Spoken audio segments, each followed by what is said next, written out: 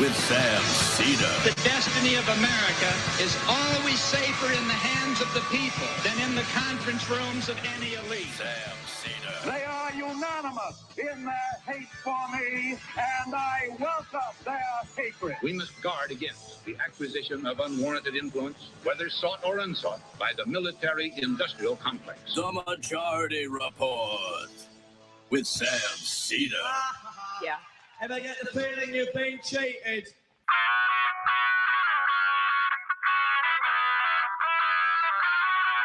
It is Monday, March 28th, 2022. My name is Sam Seder. This is the 5-time award-winning Majority Report. We are broadcasting live steps from the industrially ravaged Gowanus Canal in the heartland of America, downtown Brooklyn, USA. On the program today, independent freelance journalist Alexander Zaitchik, author of Owning the Sun, People's History of Monopoly Medicine from Aspirin to COVID-19 Vaccines. Also on the program today, Biden publicly calls for Putin's ouster in a quiet part loud fail. Meanwhile, Russian military assault resets to a focus on the East, perhaps as a precursor to a Putin exit strategy. Speaking of which, Zelensky says Ukraine ready to discuss neutrality. Biden calls for a minimum tax on 100 millionaires. People with $100 million or more.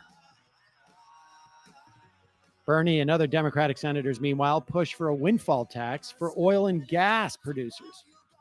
And speaking of oil and gas producers, new report on Manchin's coal interests, mixed with his government positions, show how he became very, very rich. Judiciary Committee begins to move KBJ's nomination to the floor. Republicans will slow walk it. Probably won't make it there for at least a week. Joe Biden's job approval falls to its lowest level. Toilet time. Losing his base. Toilet time. It's like in the toilet. Oh my God. Ginny Toilet time. Ginny Thomas May here from January 6th committee. And convicted Republican Congressman Fortenberry, resigns. Second booster coming for 50 and up. That's right. Uncle Sammy's getting one. And for the first time in the 50-year history of observing, an East Antarctica ice shelf completely collapses. All this and more on today's Majority Report. Welcome, ladies and gentlemen. Thanks for joining us. It is Monday, start of a new week. Here, as always, Emma Vigeland. Hello, Emma. Are you still riding the high from the live show? We're all that everyone else here is just. It's crazy. Yeah, I know. I mean, it's a little embarrassing because if you didn't buy the live ticket, you may not have seen that Sam made a bad joke and I got up and smacked him across the face. And then, of course, in the transitive property that exists, it basically gave license For Will Smith. For Will Smith, among other people. I Yeah. mean, he just was the first one apparently to have seen the show, and it's a new trend. Yep. Yeah. So if you see people smacking comedians, it's not the Will Smith, it's the Emma Vigeland. Former comedians, right? But if you're going to smack a former comedian over a joke, you're certainly going to smack an active comedian. Yeah. And that's one of the big fears that is out there. We will We will talk about the We'll Will talk Smith. about the Will I Smith mean, thing. come just on. If you guys are because. defending the Will Smith smack at Chris Rock, like, I am. no, if anybody in the audience is like, let's let's examine your relationship with toxic masculinity. Let's be real. Yeah, but we will talk about it. I mean, frankly, I got to be honest. I almost like tweeted out last night, like I felt guilty not having a take on this, and so because I don't care. Yeah, there's certain things that happen, and I get mainly, and my main response is to be annoyed that it's going to take up showtime. I have to say, Oh, come honestly, on, it's gonna be fun. no, It's gonna be I fun. will say this. I honestly, I don't even care about the. I really don't the will, but I'm more interested in the takes Oh yeah. about the Will Smith thing and the Chris Rock thing. And the other thing is, I am quite sure that I know the person who wrote the joke. He should have done a Scientology joke. That would have been a bit better. I- That's the best way to hit Will Smith as the weirdo that he is. and it's complete speculation on my part. I would never say the guy's name. We were friends a long time ago. I didn't invite him to my wedding, and things went south. Oh. But little did he know. I mean, it wasn't the marriage was not going to hold anyway. So, but I'm quite with my limited knowledge. This is not firsthand knowledge, but with my knowledge of these events in general, I am quite sure this joke was written moments before it was said. It was they look who's out in the audience, and then then some guy writes the joke, but somebody who's going back references that are 30 years old. So that's why I have a pretty good notion. Like sometimes a joke has a fingerprint on it. Let me put it that way, and I recognize the fingerprint. All right, but we'll talk about that in the fun half. We'll also talk more about the absolute disaster that took place in the live show. This thing. Yeah. No, the live show was great. It was so great seeing folks come out. Our audience is just fantastic. Everybody who came on to the show was great. Usually you contemplate a live show and you're like, okay, this may not work, or there'll be like 5 or 10 minutes where people are like, and we did. I think the show ended up being like 2 hours and 20 minutes long. We got in a little bit of trouble because we weren't supposed to go that long. And so, I felt foreseeable. my drinking buzz throughout the evening was like very manageable. Matt might say differently, but No, you're I have some fine. very bad news for you. yeah. It was not the evening. It was a 2 p.m. Oh, show. right. Yeah. I mean, throughout the day. Yeah. The day. Yeah. So the maybe day not drinking, so much. The day drinking you did was very, very under control. Yeah, I'm moderate. kind of proud about that. Yeah. yes, that's great. Shout out Train Boy for the Mahou, a 4-pack. We'll talk more about it, but it was great. I want to thank everybody who came, who streamed it, and certainly all the guests. I couldn't have been happier. And after having not done a live show in 3 years, it was really great, and I cannot wait to wait another 3 years to do another. No, we actually have. You can come and see Boston, the original Big Live show, and that is May 15th at 2 p.m. at the Wilbur Theater. There's still some tickets left, but I'm getting a sense we're going to sell out. Let me just say this: we have a special guest coming.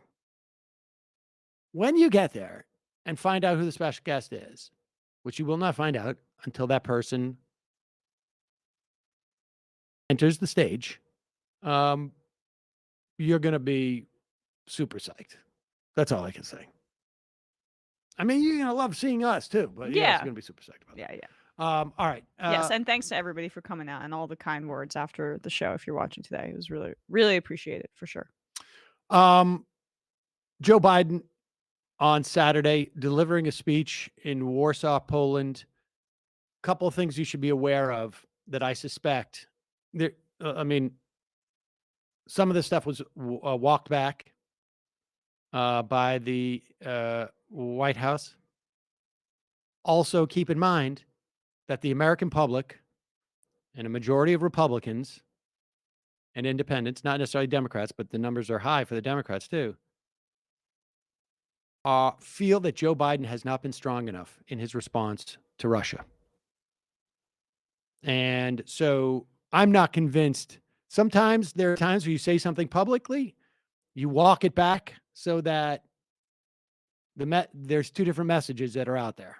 Yeah. Joe's too aggressive is one of them. That's never going to be the message. I mean, the point, every time there's a Democrat responding to some sort of foreign policy thing, it's always they're too weak.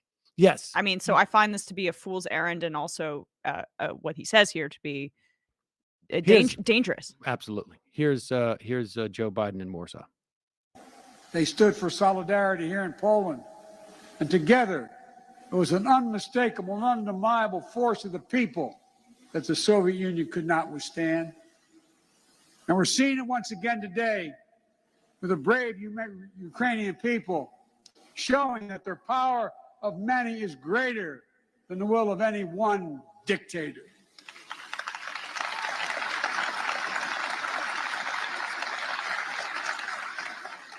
So in this hour, let the words of Pope John Paul burn as brightly today. Never, ever give up hope. Never doubt. Never tire. Never become discouraged. Be not afraid.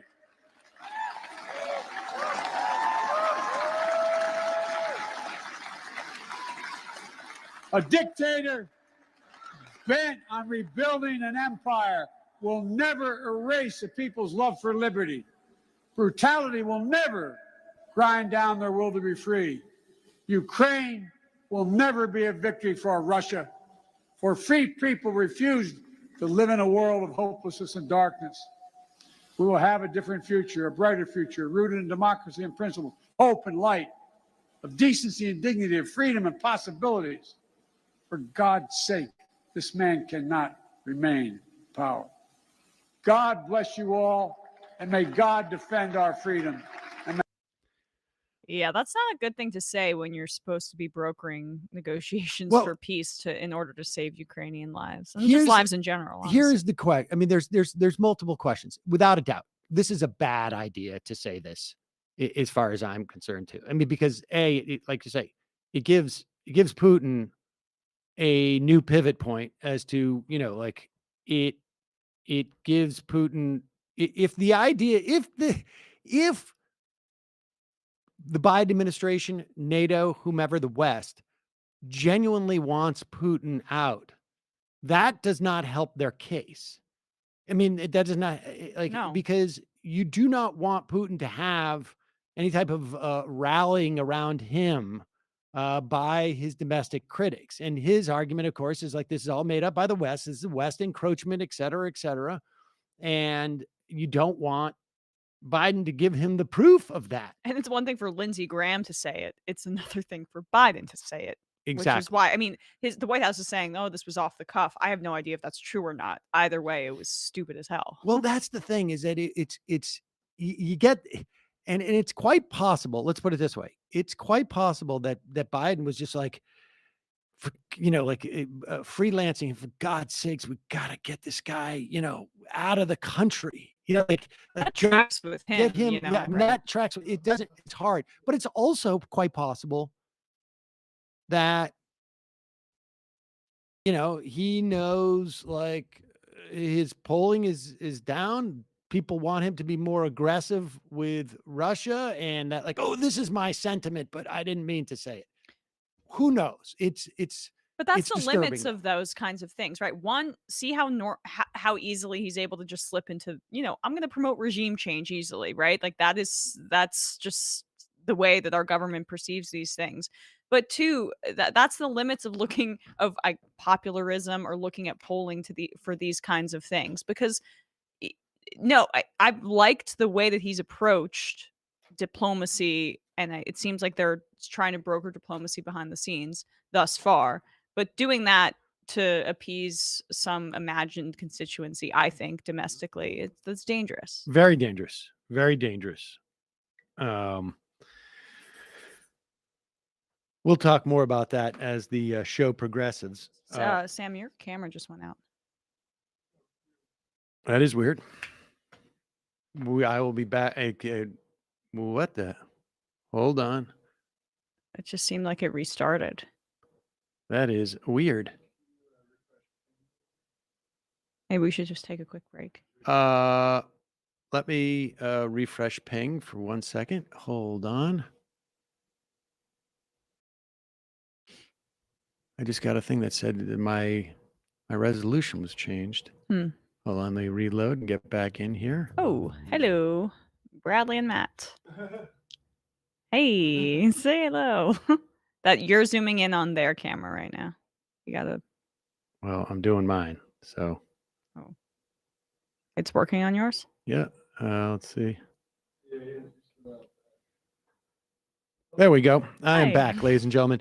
Just in time to deliver to you a word from our sponsors today. We have 3 of them. One is... Oh, there he is. Scared the hell out of me. That was so loud. Did you see me jump? Did I jump? Yeah, you jumped. I was like, oh my God, what the... He's coming. Oh, shit, it's me. That's our special guest on the show.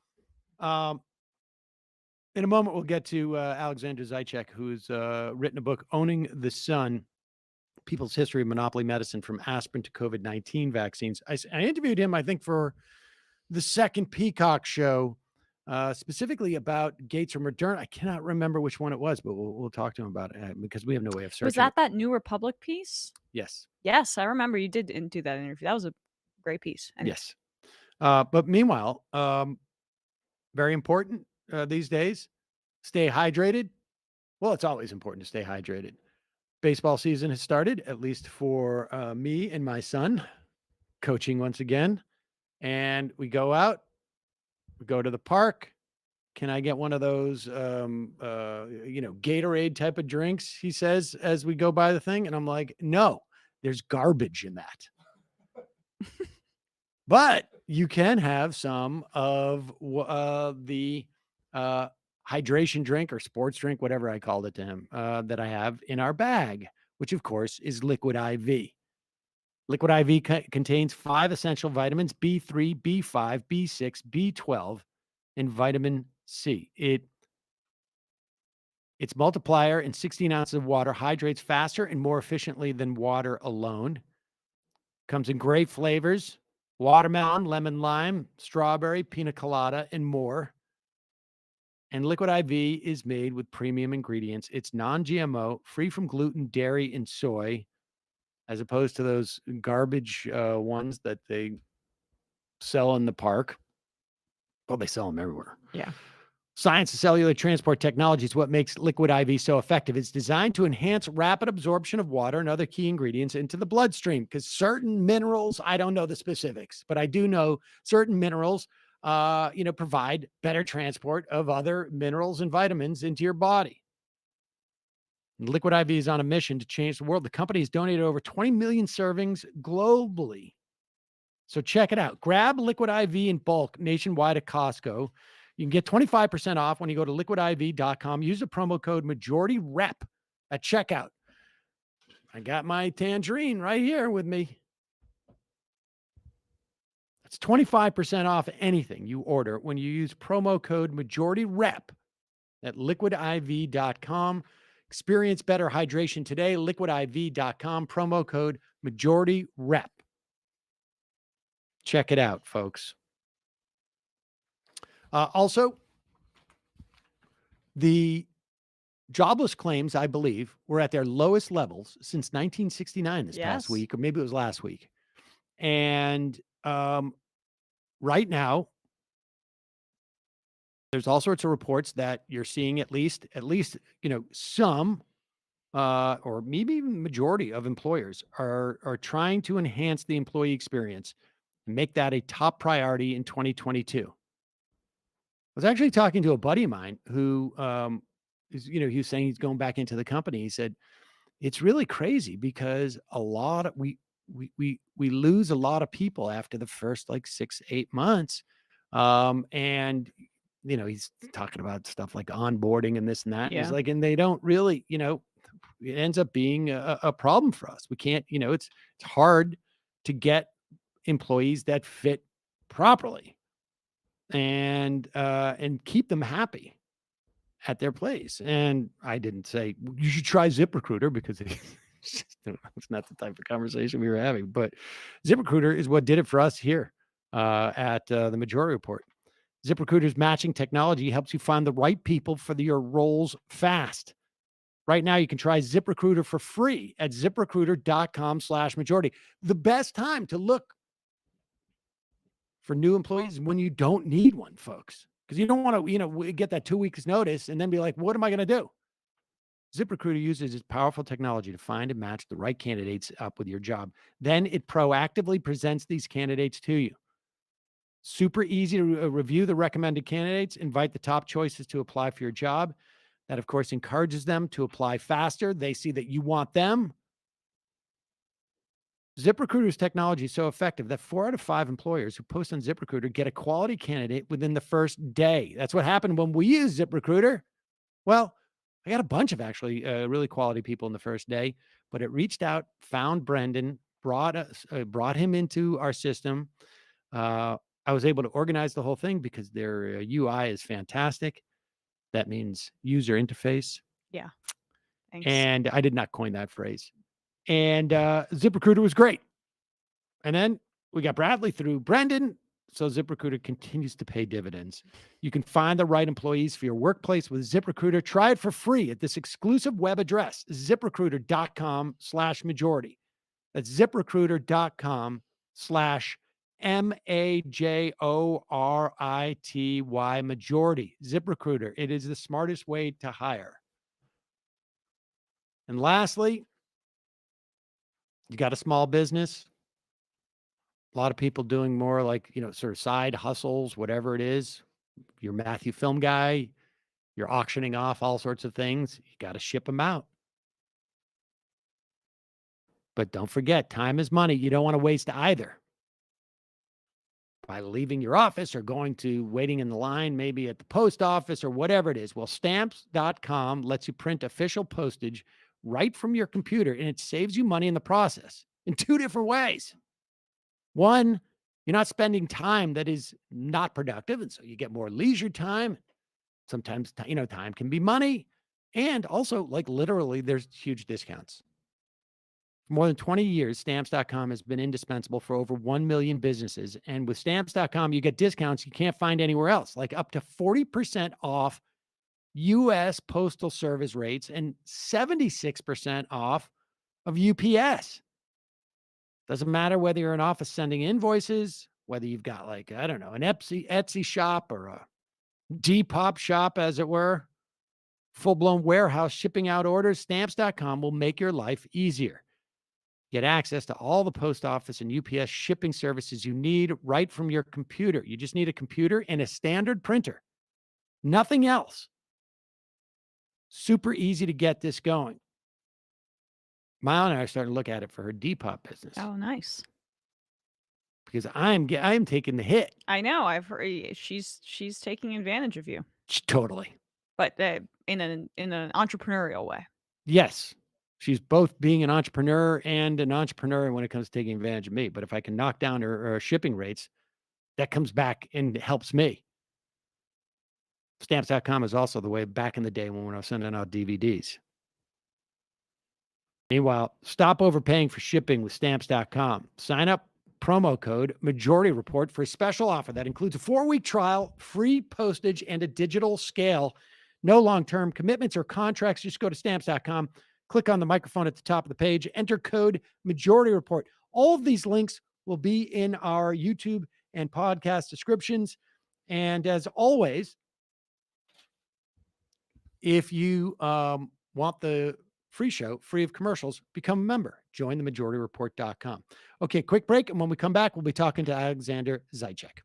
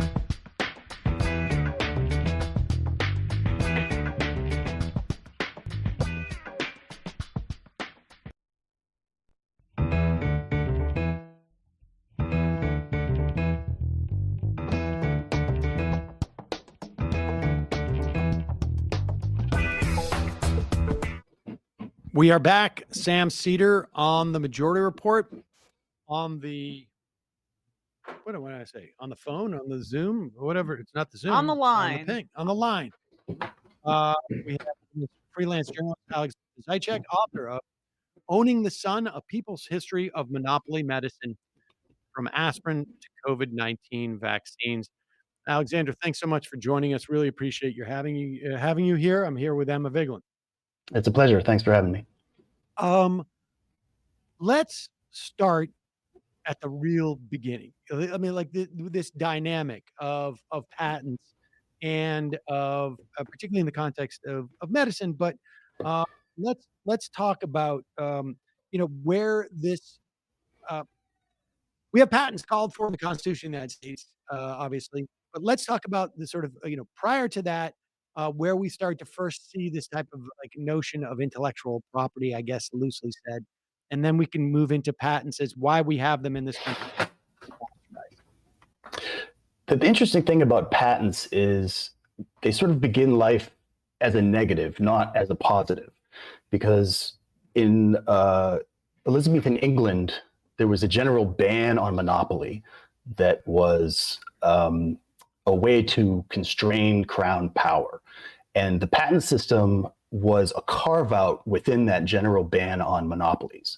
Inventors' rights were the exception to this general ban, and they were made an exception on the belief that they would spur economic growth by attracting foreign inventors to England. That they would spur the creativity and imagination of the English people and lead to new inventions, new trades, new techniques. But they were always controversial, this exception of inventors' rights. And there were those, including many of the people that we associate with the rise of free market capitalism, John Locke, Adam Smith, who were very skeptical that this exception was justified. And they believed that, in fact, it would constrain knowledge, the free flow of knowledge, and would inhibit the growth of new industries by incentivizing the blocking of information flow. And that is basically where we get inventors' rights, was this very controversial carve out to a general ban on monopoly, which was a way to put a limit on royal power, which was very corruptly handing out monopolies on all sorts of trades, including in the colonies, which inherited this exception from the British. Do we have any, I don't even know how you would begin this, but has there ever been an attempt in terms of like on a databasis to assess this? Like, I mean, I look at like the developments when we have like more open technology, right? Like when we have the internet gives us a good example of like sort of software that is open software. And we see people, build things for it and build off it and whatnot. But do we have any like sense of that sort of fundamental sort of belief that providing a patent of any length of time necessarily spurs invention, broadly amongst a society? There are studies of different industries and sectors, and it's still a heated debate. That's an important point, that this is not a settled matter where there's some sort of, proof along the lines of physics that this is a functioning innovation spur. Absolutely not.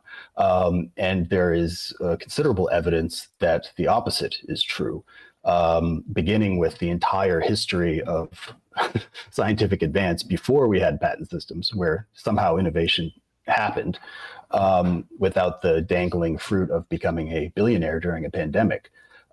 So there's that, but there's also just recent history where you can see blocks and walls put up around very important fields of research that inhibited, slowed down, and weakened lines of inquiry. I mean, just think about the two mRNA vaccines. What if there had been an intellectual property pool that had forced Moderna and Pfizer and their government patrons to put their research into a common a common area that everyone could examine. Maybe we wouldn't have had 2 mRNA vaccines that required these incredibly low temperatures to transport and store.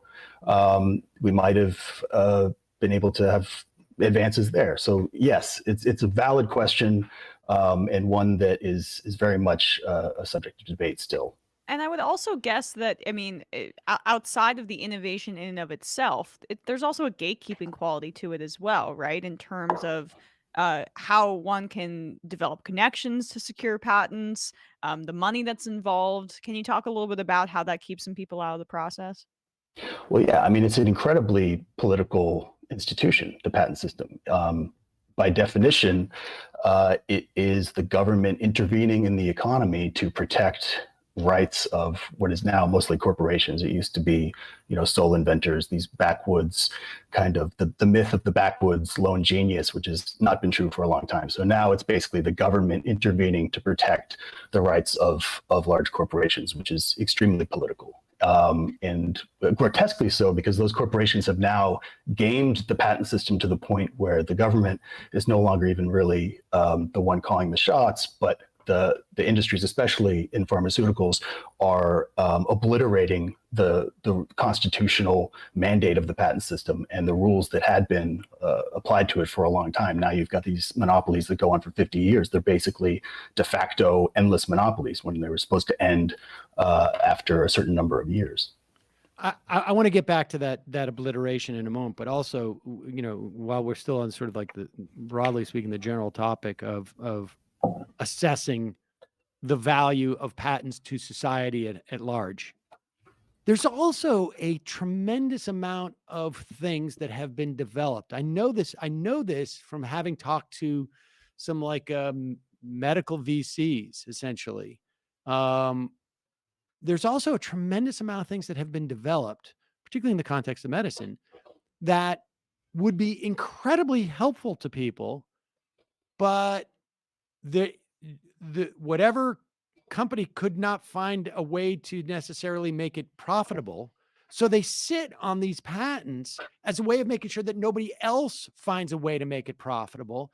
And we have all sorts of things that could be very helpful to the American public or to the world, frankly, that are just shelved because someone hasn't figured out how to make it profitable, and they're sitting on it, almost like in the same way that Hollywood will buy up a film script and just make sure that nobody else produces it, because the worst thing in the world for you is I bought this script and now Disney's turning it into a multi-million-dollar hit. It makes me look like I don't know what I'm doing. But even in that business, there's a turnaround time at least. But so do we have any data on that? Because this is the part that we can't see, right? We don't know. There's nobody out there to aggregate all the things that we don't have because they're behind this sort of curtain. Yeah, this gets at another betrayal, the original betrayal of the constitutional mandate for the patent system in the first place, which was to spur, and I'm quoting Article 1, Section 8, progress in science and the useful arts.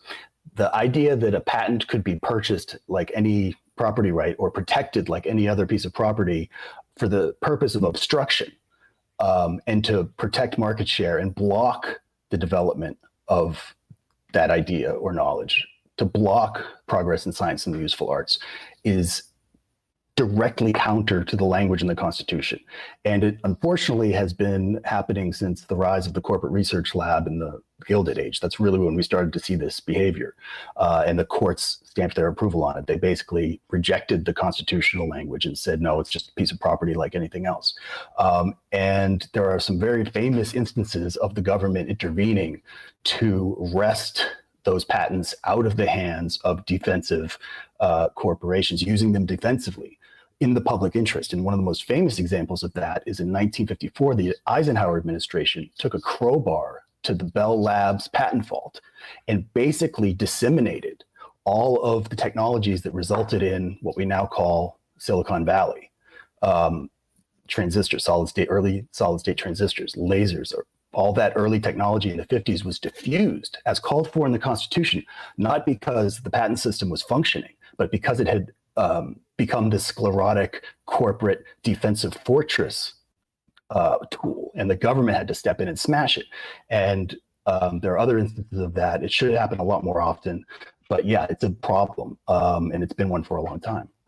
What I mean, just go back into when that became, when that decision to allow patents, which were sort of like a unique intervention by the government, to become almost banally other types of property, right? Like when did that first develop? And then we'll jump up to the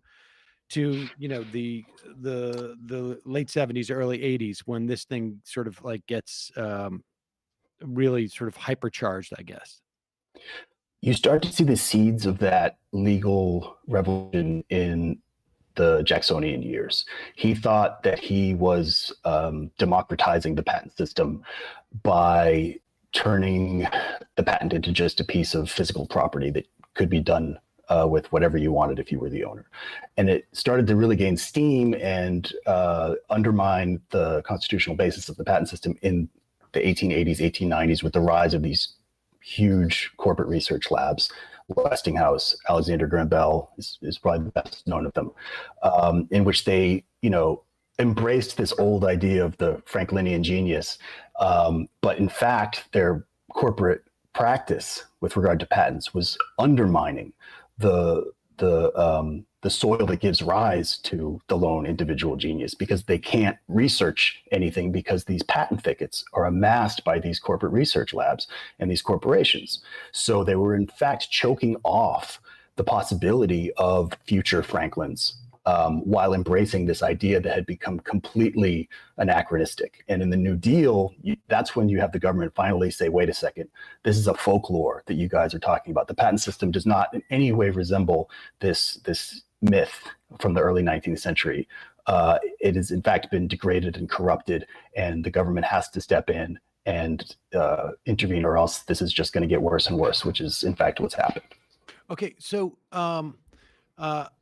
first off, we should say that there's never been a piece of technology or an invention in medicine or any bit of progress in any form whatsoever in the, I don't know, invention world, as it were, that has not been based upon work that has been done prior, right? Like, I mean, this should go without saying, but there's nobody who started from baseline zero and just created something new. It all is based upon work that has existed before. So when you start to throttle the availability of that work in narrow areas or broad areas, you're inhibiting these things. So what was there anything material that happened during the New Deal era to change the patent system, or was there just a sort of renewed vigor of antitrust that sort of like after the fact implicated the patent system? No, the New Dealers, beginning in the so-called late New Deal of 1936, were extremely conscious of the corruption of the patent system in this country, and they made it a focus of their studies and their work. In the Department of Justice became extremely involved in patent enforcement, and they raised the bar for corporations to claim monopolies on invention. And part of the reason they did that was exactly what you just said. It was sort of an epistemological insight of the late New Dealers that knowledge does not spring from a single individual mind in any instance. It is a cumulative trans-historical process. And the idea of trying to put a stake in any one invention doesn't really make sense. And this goes all the way back to the ancients, which is why there was so much resistance to the concept of inventors' rights for so long. Knowledge was understood to be the shared charge of all humanity and all of the people that contribute to that constantly growing store of knowledge. And then you had a sort of Christianization of this idea, where trying to claim knowledge became a sin of synonymy, as a trafficking in spiritual things of spiritual value, because they were gifts from God and everybody had them and everybody contributed to them. And the Enlightenment sort of re-secularized this idea. And it's a very deep tradition because it's such a basic, obvious insight into how things happen. And they don't just spring from the floorboards of a company's in-house inventors. They are carried over from the centuries. Isaac Newton famously said, "If I see farther, it's because I stand on the shoulders of giants." This is not a new idea, but it's one that unfortunately has been forgotten. And any sort of patent reforms of the sorts that are needed will begin with this insight, as the New Dealers started with this cornerstone. Did they provide any structural reform to the system that had lasting implications, or was basically it just became a sort of like a culture within the Department of Justice and antitrust that once we get up into the sort of Borkian era of antitrust, that culture essentially of enforcement goes away? And so was there any structural reforms that were done at that time? What they did was they maintained an extremely high public interest standard for corporations to claim monopolies on research and invention. And that high standard was measured against the very recent experience of these corporations allying with Nazi industry in basically cartel arrangements based on patents. So it wasn't just an economic issue in the US, it was also a national security issue. And the New Dealers were extremely serious about honoring the constitutional charge to diffuse knowledge through the patent system rather than allow it to be used as a block and as a way to maximize market share, not just in the US, but globally with official enemies. Okay, so the next big sort of change in that regime, although I guess it gets a little bit diluted as we get further away from the New Deal, happens in during the Borkian, I guess, Reagan era, right? Will you walk us through, I guess, both Stevenson Whittler or Bayh-Dole? These are the ones in the Senate, ones in the House, the measures that are taken to sort of like, I don't know how you would characterize it, but to sort of, I don't know, create a even more sort of exploitive patent regime. And also, which I did not know, the creation of the basically the DC Circuit Court of Appeals, which I had no idea emanated out of this. Will you talk about those changes? Sure. So World War II was when federal research really came into its own. Federal scientific research was a trickle compared to what we saw during World War II, with everything from the Manhattan Project to the Industrial Penicillin Project. And it was understood during the war that research commitment was going to carry over into peacetime. The days of minimal federal funding of science were over. And then the question emerged, who is going to have access to the fruits of all this research?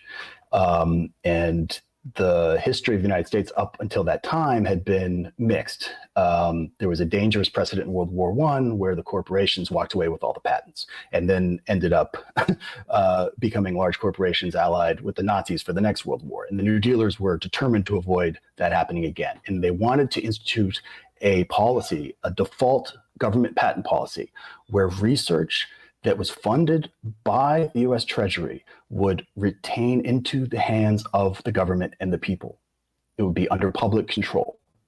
Now, the contractors who were working with the government in this federal research establishment that was clearly coming into view wanted to have control. So basically between 1945 and Bayh-Dole and then Stevenson Whittler, which you mentioned, you have a tug of war between this New Deal vision of publicly funded science under public control and industry as a default matter taking control of patents resulting from government research. And that was 25 years of extremely hard-fought, 10-yard fight political warfare. One big event in there was John F. Kennedy intervening with regard to medical science and saying, no, corporations must meet an extremely high public interest standard to be granted a monopoly on that research, especially medicine. And it was very hard for them to meet that standard, because in most cases, how can you argue against diffusion? Why wouldn't you want more companies able to research this stuff? Why wouldn't you want more companies able to produce it to lower prices and create a competitive market? There's really no good reason in the vast majority of cases to prefer private monopoly over public control, which results in open access to this knowledge. And that was overturned in Bayh-Dole. So basically between Kennedy and Reagan, you have this tussle. And then once that switch flipped during Reagan, and then it accelerated under Clinton, which, you know, we all know what that administration was. Even now, it's still moving, if only by inertia, very much in industry's favor. And there may be some conversation within the current administration about how to stop that, but it's not clear that they'll get anything done. Talk about the development of the Court of Appeals. I mean, I was just like, I've talked about that court. This is where much of what the administrative state, the federal government does, you know, gets hashed out, as it were. And it really is, I mean, sadly, you know, that process is pretty problematic in many respects, because this is where, like, you know, this is the existence of that court sort of increases, I guess, the likelihood in certain situations that, like, industry lawyers come in and they chop apart, Dodd-Frank, let's say, and SEC regulations and FDA and EPA. But was it the patent that was the big impetus behind this? Yes, along with flipping the New Deal Kennedy policy in favor of default government ownership, pharmaceutical and chemical industry was extremely focused on taking away the power of liberal federal court judges to hear infringement cases and to determine where that public interest standard was with regard to patent monopolies, especially when it came to medical science. And they finally got it under Reagan. And what did Reagan do? He replaced those often liberal-leaning judges with industry patent lawyers and lobbyists. Just to be clear, they were afraid of it showing up in, let's say, the second district. Exactly, especially the second district, which is like the New York region, essentially. And so this is court packing, right? Like, it's just by another name. It's like, court inventing and then court packing. It's even worse. Well, yeah. I mean, like, I don't like the results that are coming out of the courts that exist. So I'm going to create a new court. And then, of course, I'm going to put my people in there, and it's going to create a new culture that comes out of that court. I mean, for a long time, you will see, like, the fifth district, I think, Court of Appeals is circuit Court of Appeals is like Texas in that area, and it's much more conservative. So these courts create their own sort of like culture that is reflective a little bit of their region, or is, I guess, reflective of their region. And in this instance, we've had that dynamic in this circuit Court of Appeals. It gets worse when you have a majority of Republicans than Democrats, but still this underlying sort of like problem with antitrust and whatnot is highly present there. And I had no idea that court, the impetus was to protect. It's a federal court. They're all appointed, and it has effectively flipped the ratio of monopolies being knocked down. It used to be 20% survived appeal, and now it's something like 80 or even more. I don't have the numbers in front of me, but it's very high. Has it gotten better than it was at that time, that court? It's still doing what it was meant to do effectively. Okay. Yeah. So the industry's in no hurry to get rid of it. All right, so let's move into sort of what we're seeing more in a more specifically, with COVID. I mean, you and I have talked about this in the context of Bill Gates. We've talked about it in the context of Moderna, but that was on the other Peacock show. So I'm not afraid to go back over some of this, because the role of Gates in this, because that to me seems like, but for Bill Gates, the pressure would have been far greater on Moderna and Pfizer. both directly and I think just sort of like in terms of what the perspective is on all this. Will you talk about, Gates's role in this and, his fealty to monopolies over these things has sort of trumped making sure that we don't have a problem with COVID or an attempt, a really legitimate attempt to get everyone vaccinated? Yeah, well, you were right when you said that it would have been a lot harder for these companies to make the case that they should retain complete control of IP during a pandemic, because they're not very adept at making moral arguments that don't really exist. And we saw this during the HIV/AIDS crisis when they eventually had to climb down from their lawsuit against Nelson Mandela. And what do you know? This is right around the time Bill Gates pops up on the public health scene as he's being sued for antitrust on 2 continents. And he has this enormously expensive reputation laundering operation kick in. And when he lands on the global public health debate, he lands on the side of the companies who were being excoriated around the world for suing the Mandela, trying to produce or import generic antiretrovirals. Since that time, in the intervening 20 years, he has built up this very well-known philanthropic organization focused on global public health issues. And whatever absolute good some of those programs have accomplished, they play a very important function in a larger debate around the system that creates these enormous inequities in the first place. And he has shown zero interest in questioning the assumptions underlying this system, including during the pandemic. Crucially, during the pandemic, when there was a discussion taking place about making vaccines a global public good, of suspending rules as usual, business as usual, when governments were using this language, and there was a medicines access movement pushing hard to create space for alternatives, who shows up again?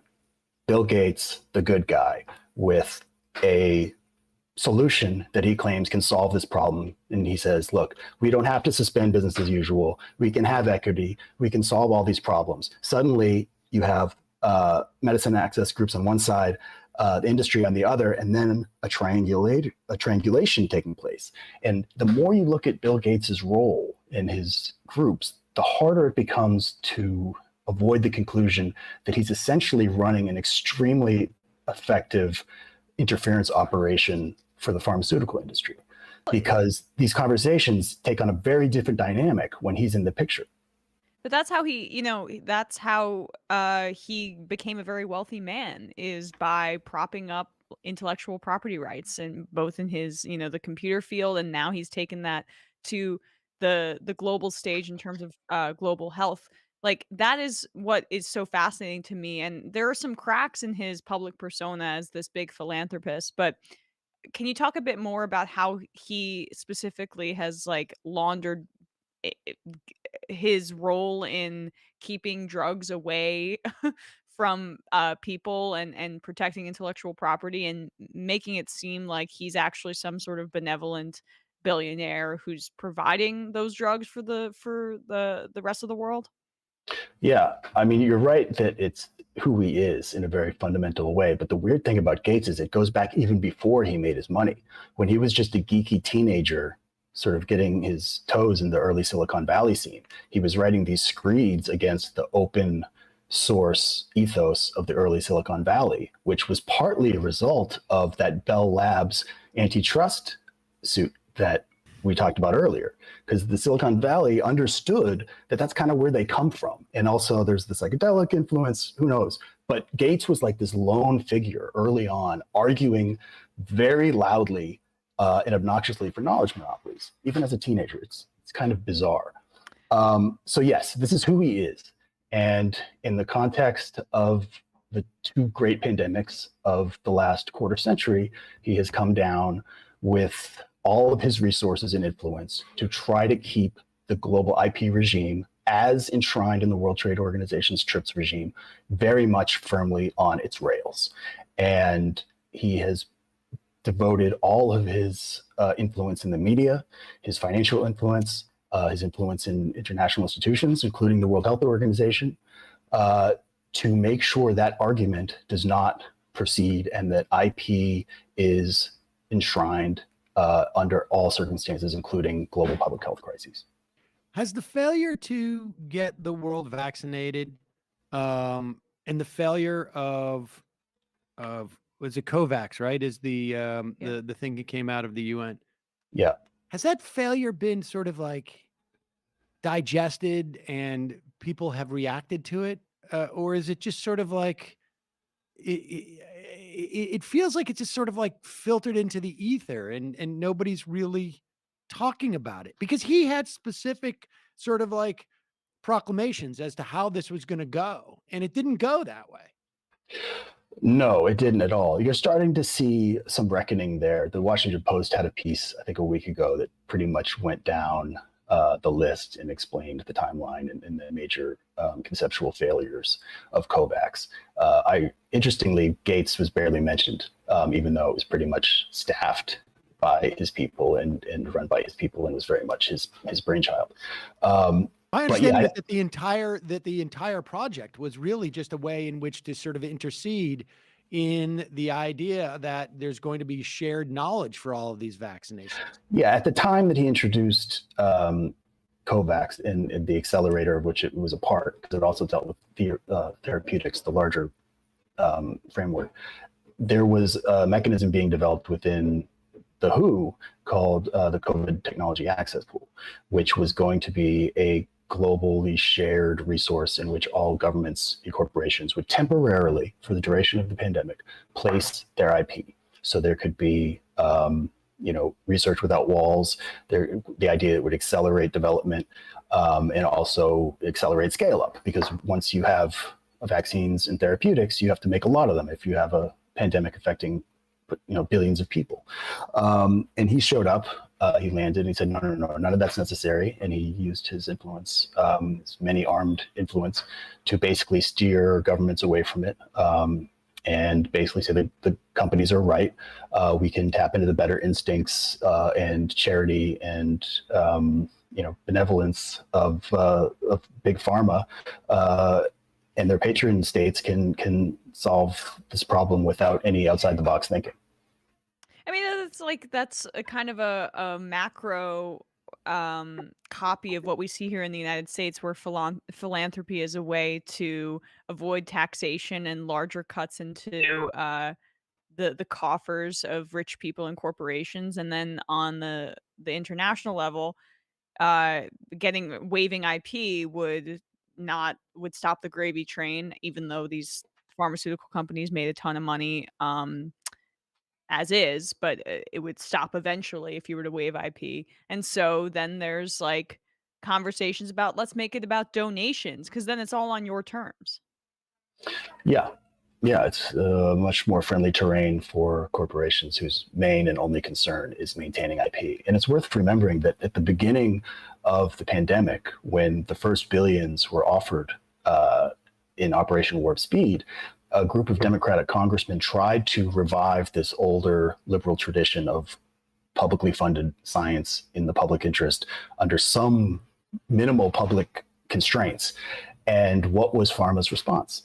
Stephen Ubel, the guy who runs the main lobbying group, said, if you try to attach even the slightest social obligations to this tranche of $8 billion, we will take our ball and we will go home. We will not participate.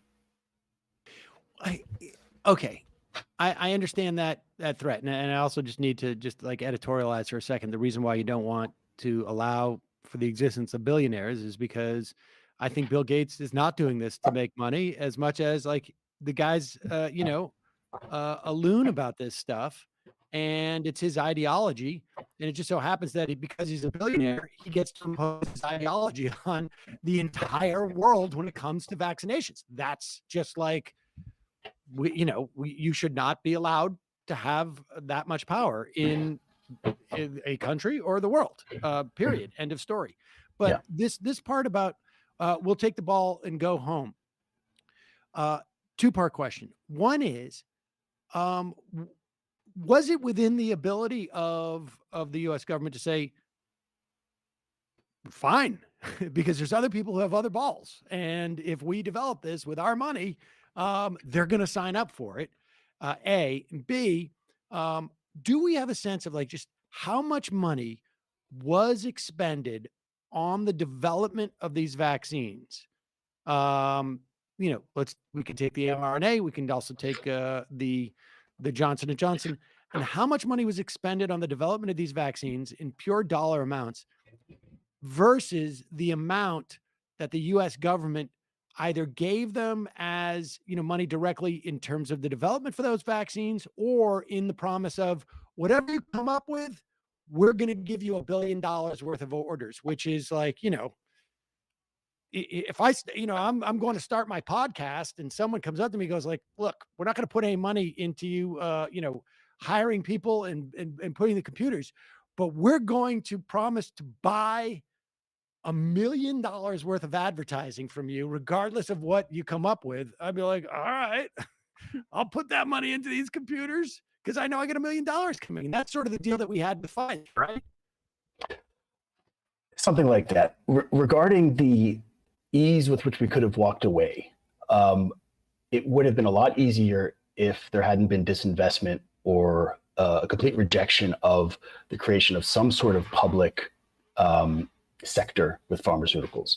And part of the story of the last 40 years around the world was a privatization, disinvestment in public sector pharmaceuticals in Europe, which is now why you're seeing more and more conversations about we need to get that capacity back so we're not dependent on corporations, foreign or domestic. We have to be able to do this on our own. Without that, because we have been so enthralled to the privatization, private contractor model, we did need probably significant corporate partnerships. Now, within that, there is a lot of historical precedent for the government maintaining a role as a senior partner, going all the way back to the penicillin project during World War II.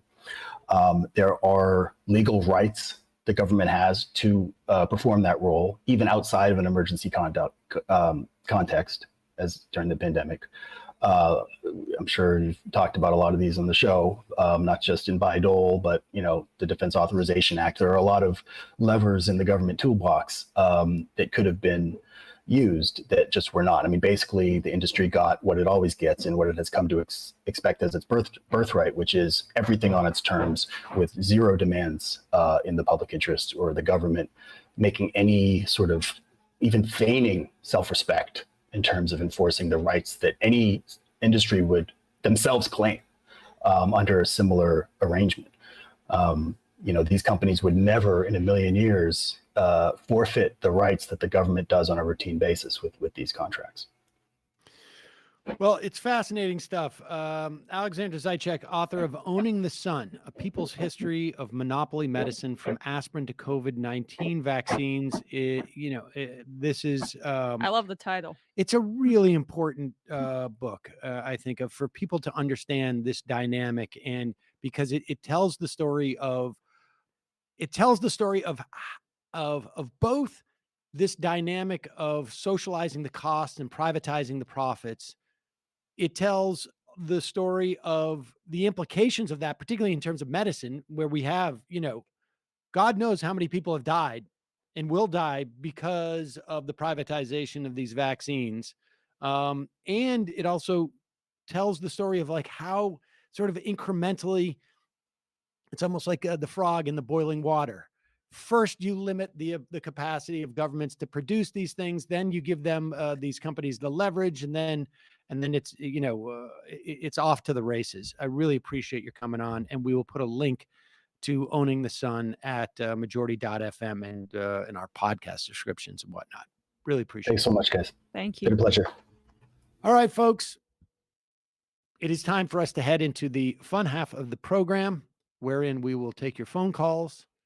We will take your plaudits for the live show. Plaudits? I don't even know what that word is.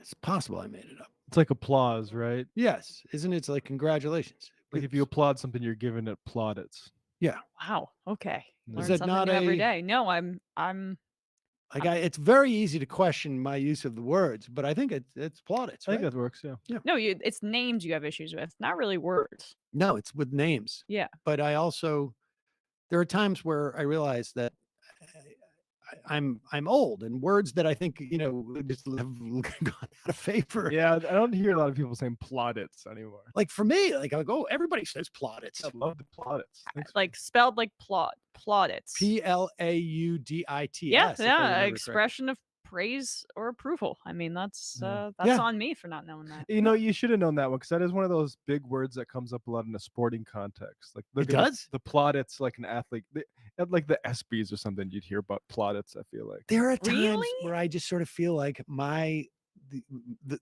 words I know are just like old timey words. I mean, start listening to like the battle cry of freedom, fiddle music. I'm trying to think of like Janine used to use a lot of like old timey words too, but like for comedic effect.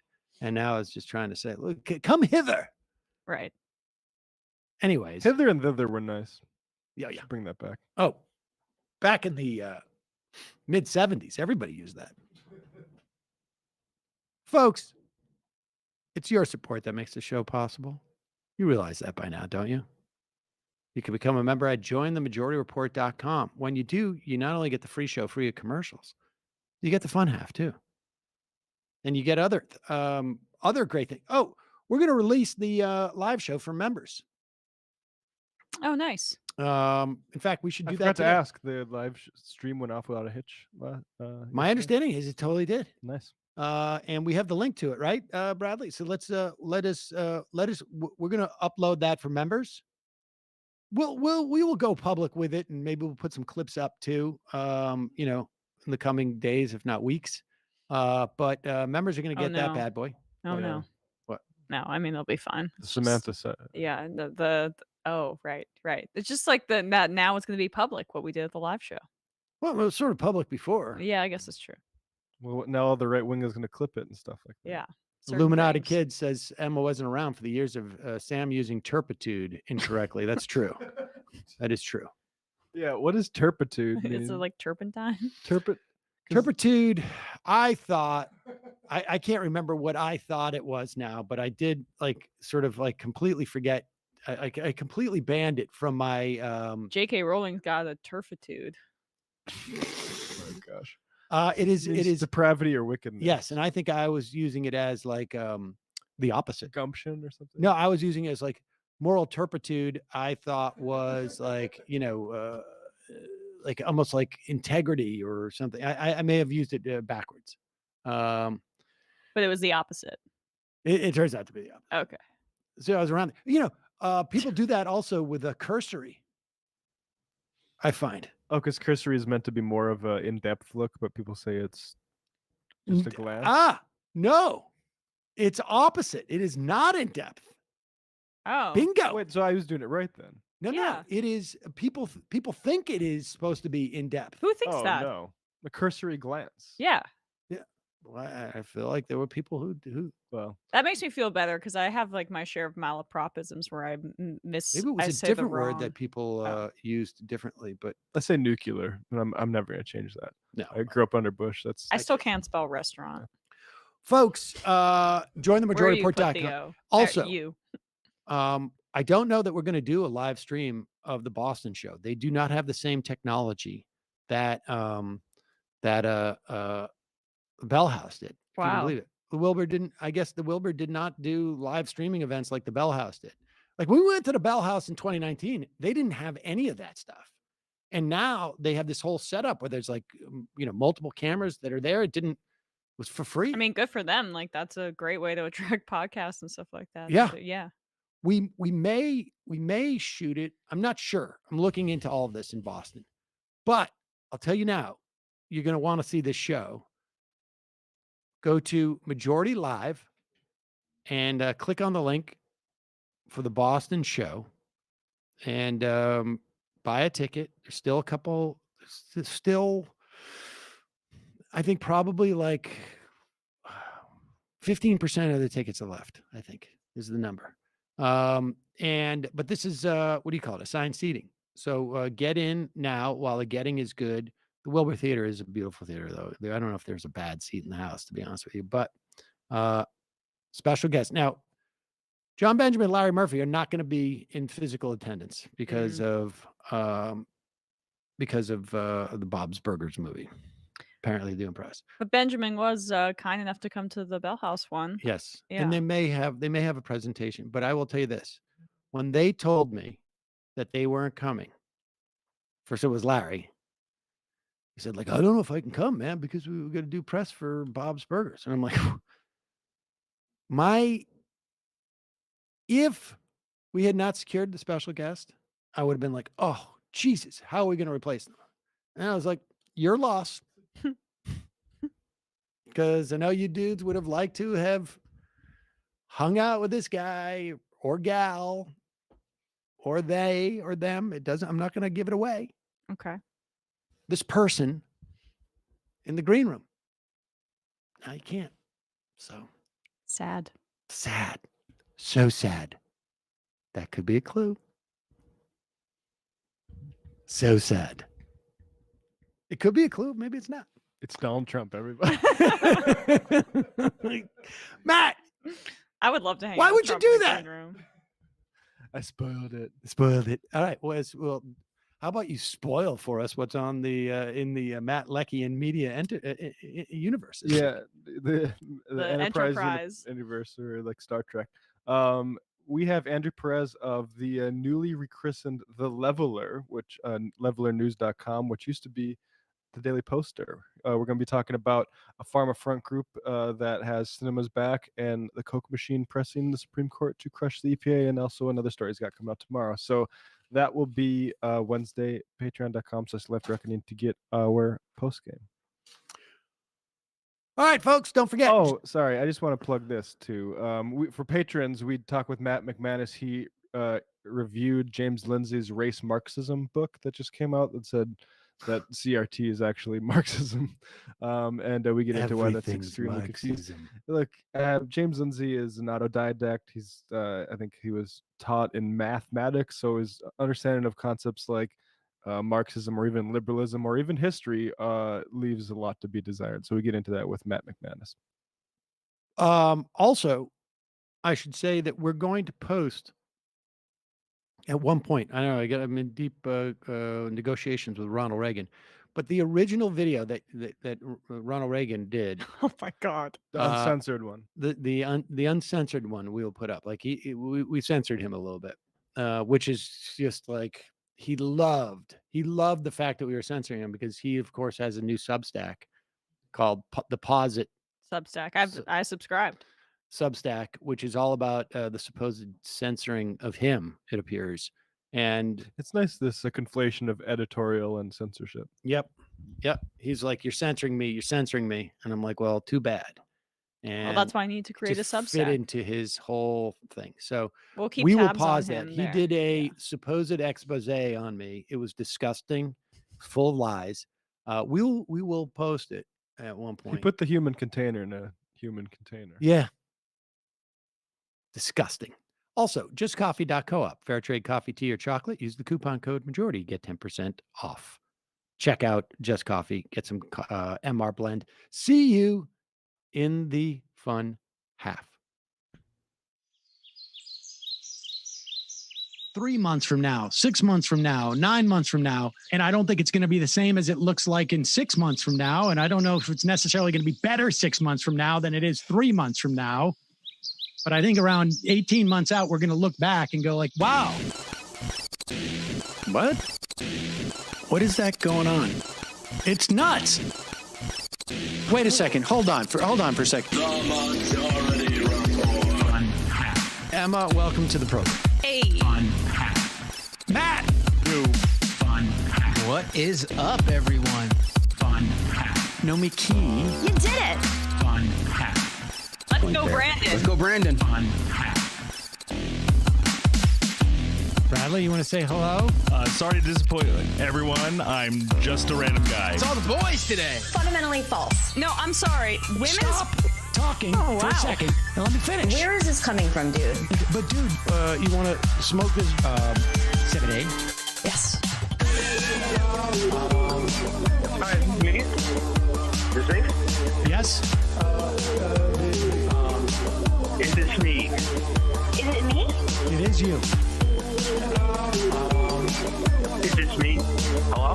think it is you. Who is you? No sound. Every single freaking day. What's on your mind? Sports. We can discuss free markets and we can discuss capitalism. I'm gonna go throw up. Libertarians. They're so stupid, though. Common sense says, of course. Gobbledygook. We fucking nailed him. So what's 79 plus 21? Challenge Matt. I'm positively quivering. I believe 96, I want to say. 857-210-501. 1/2. 9/11, for instance. $3,400, $1,900. 654 $3 trillion sold. It's a zero-sum game. Actually, you're making me think less of it. But let me say this. Poop. Call it satire. Sam goes, it's satire. On top of it all, Yeah. my favorite part about you is just like every day, all day, like Yeah. everything you do. Without a doubt. Hey, buddy, we see you. All right, folks. It's just the week being weeded out, obviously. Yeah, sun's out, guns out. I don't know. But you should know. People just don't like to entertain ideas anymore. I have a question. Who cares? Our chat is enabled, folks. I love it. I do love that. Look, gotta jump. Gotta be quick. I gotta jump. I'm losing it, bro. 2 o'clock. We're already late, and the guy's being a dick. So screw him. Sent to a gulag? Outrageous. Like, what is wrong with you? Love you, bye. Love you. Bye-bye.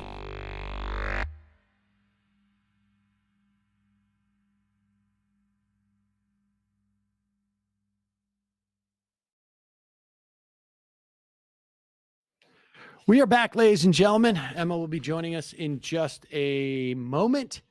In the meantime, let me, oh, shoot. What? My IAM machine did not properly hook up. So let me just start from the bottom here. Let's see.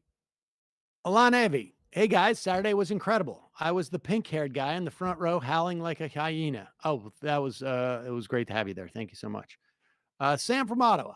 Will Smith committed assault. Chris Rock insulted someone's medical condition. Neither are right. One's illegal.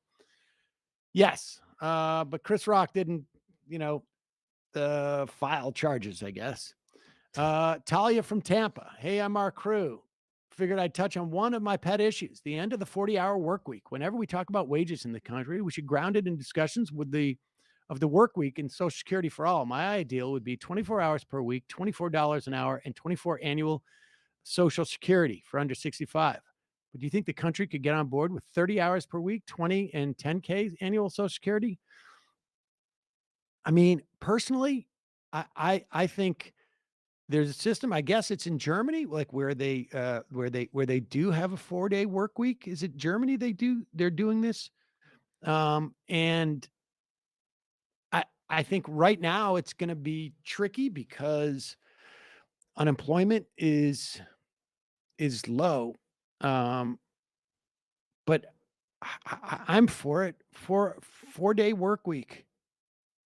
Yeah, I am definitely for it. It's not going to happen without a fight. Yeah. No. I mean, some companies, like, I know friends who have summer Fridays in the summer, but I think that's usually if you're wealthy, in some sort of class. Yeah. Yeah. Sam's greased up calves. Sam in general, I think callers are far superior to the YouTube chat, but I think there is one thing that we can take away from the chat, a strict no simp clause. It is all too often we have weird callers calling in simping for Emma. Personally think it should result in an instant hang up. Maybe Emma should have a ban hammer. I mean, it's hard to keep track, and they kind of whack-a-mole pop out of nowhere. But it's. I understand it's a price of doing business. I don't know what a ban hammer is. To a degree. Charlie Cuck. In fact, nobody walked out or even withheld applause from Will Smith is a case study in Trump's normalization. No, so much.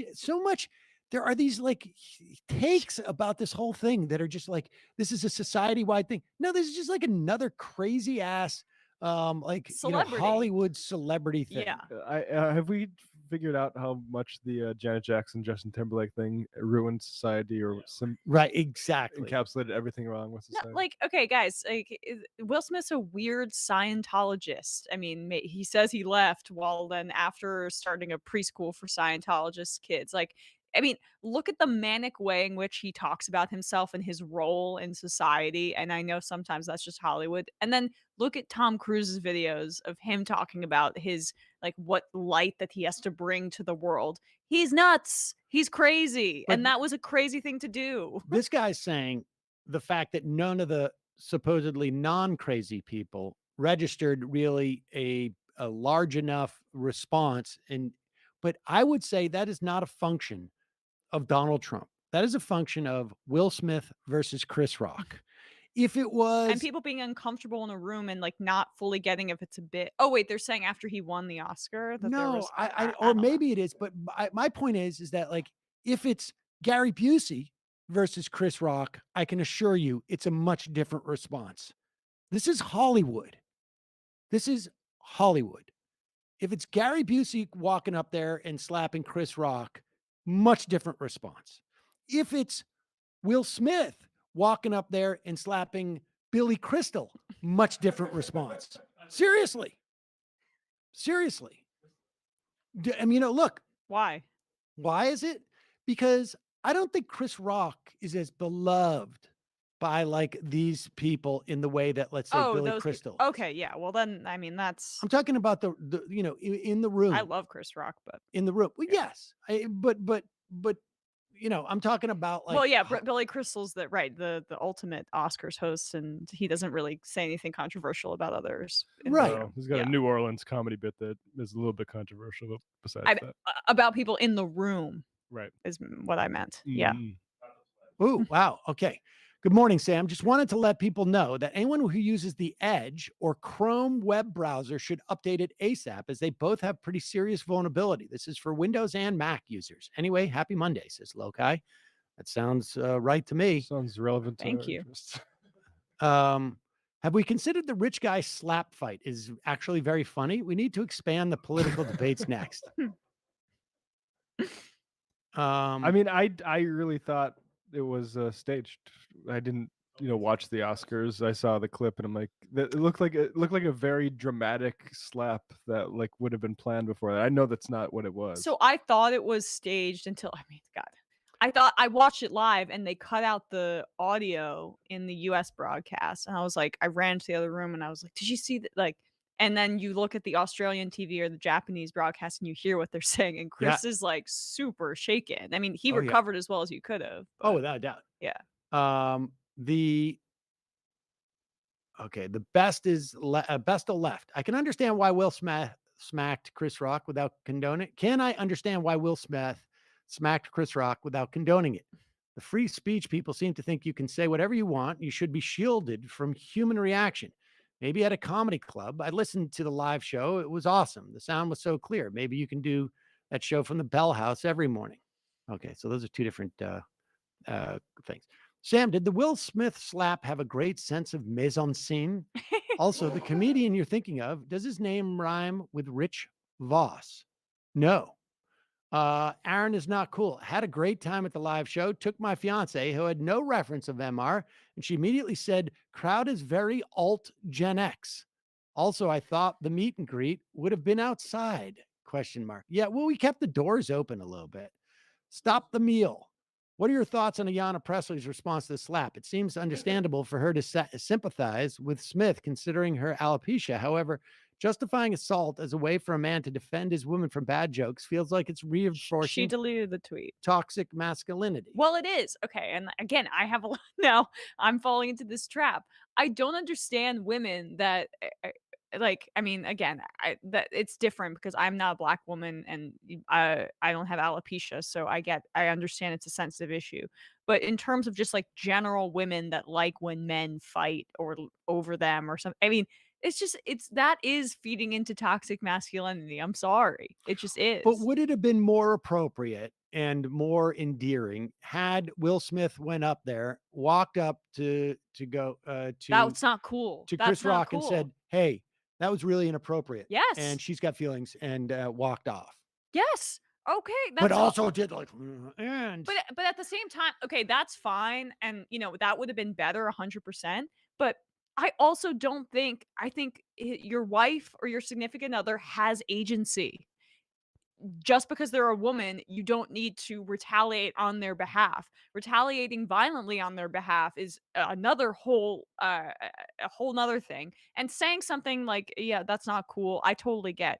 But if she wanted to say something, she could have said something. And I think like there's a whole Could she there's have hit him? no. Oh. No. kick. No. Throw a shoe? No. Okay.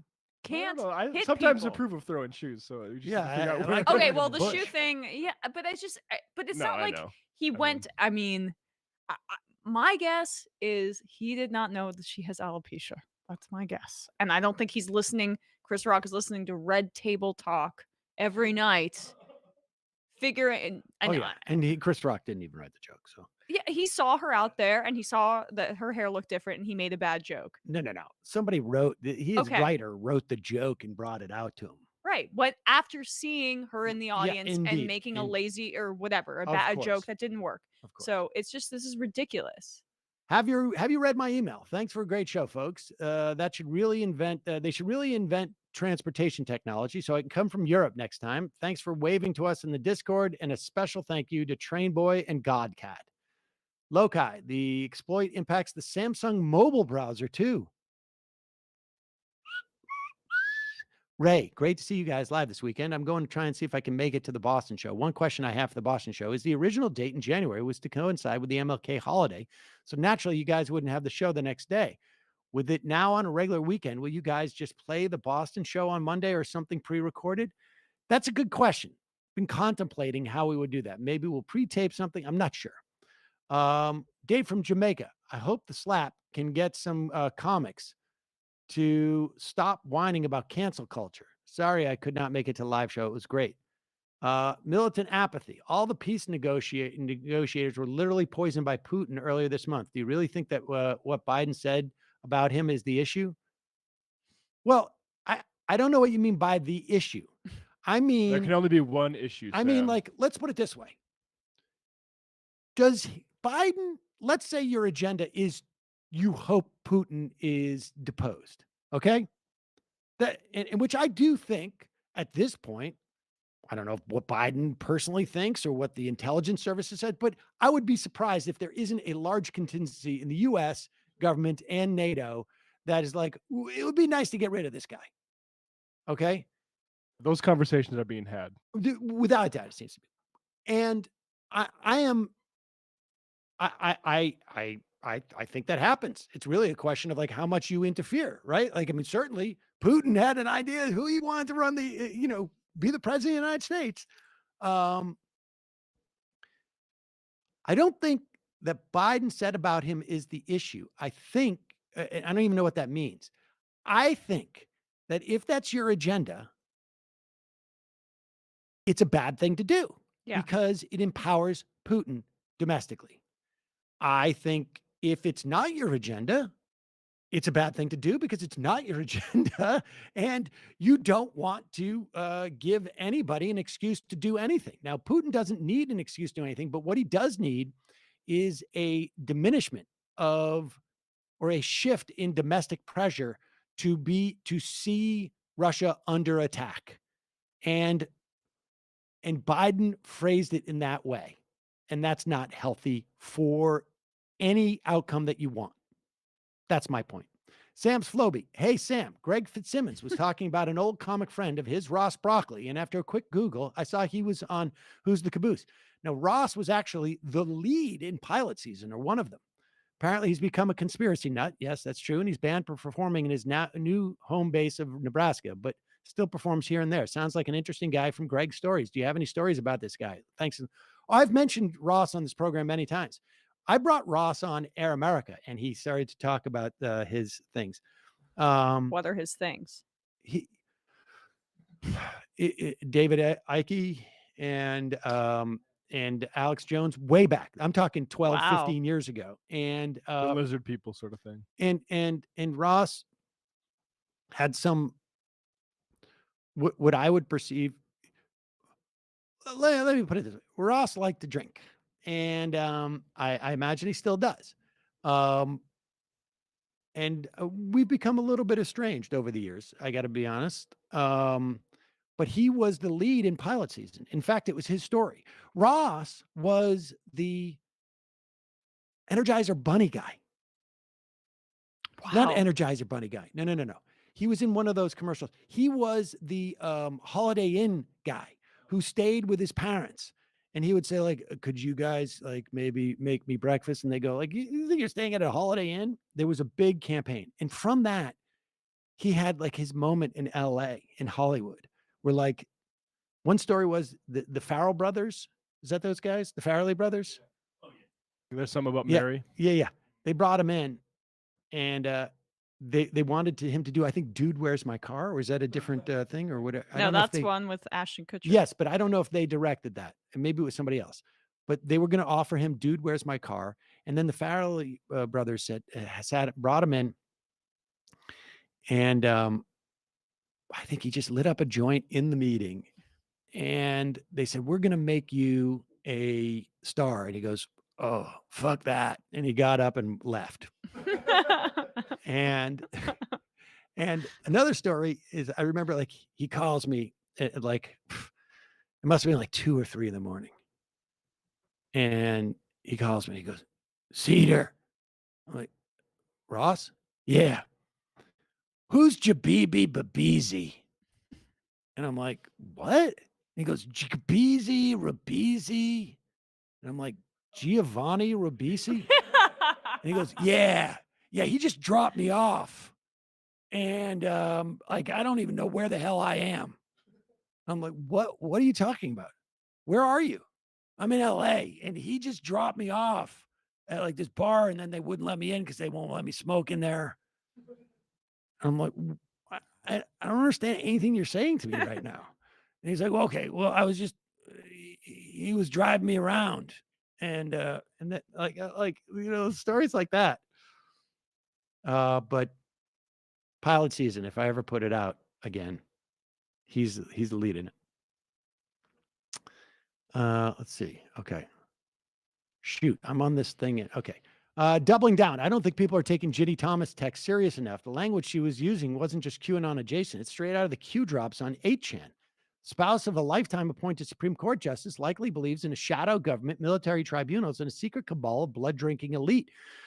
I mean, I do. I tend to agree with what Ian Millhiser said the other day, which is, you know, what's worse is her husband and the stuff that he believes about our government. Yeah.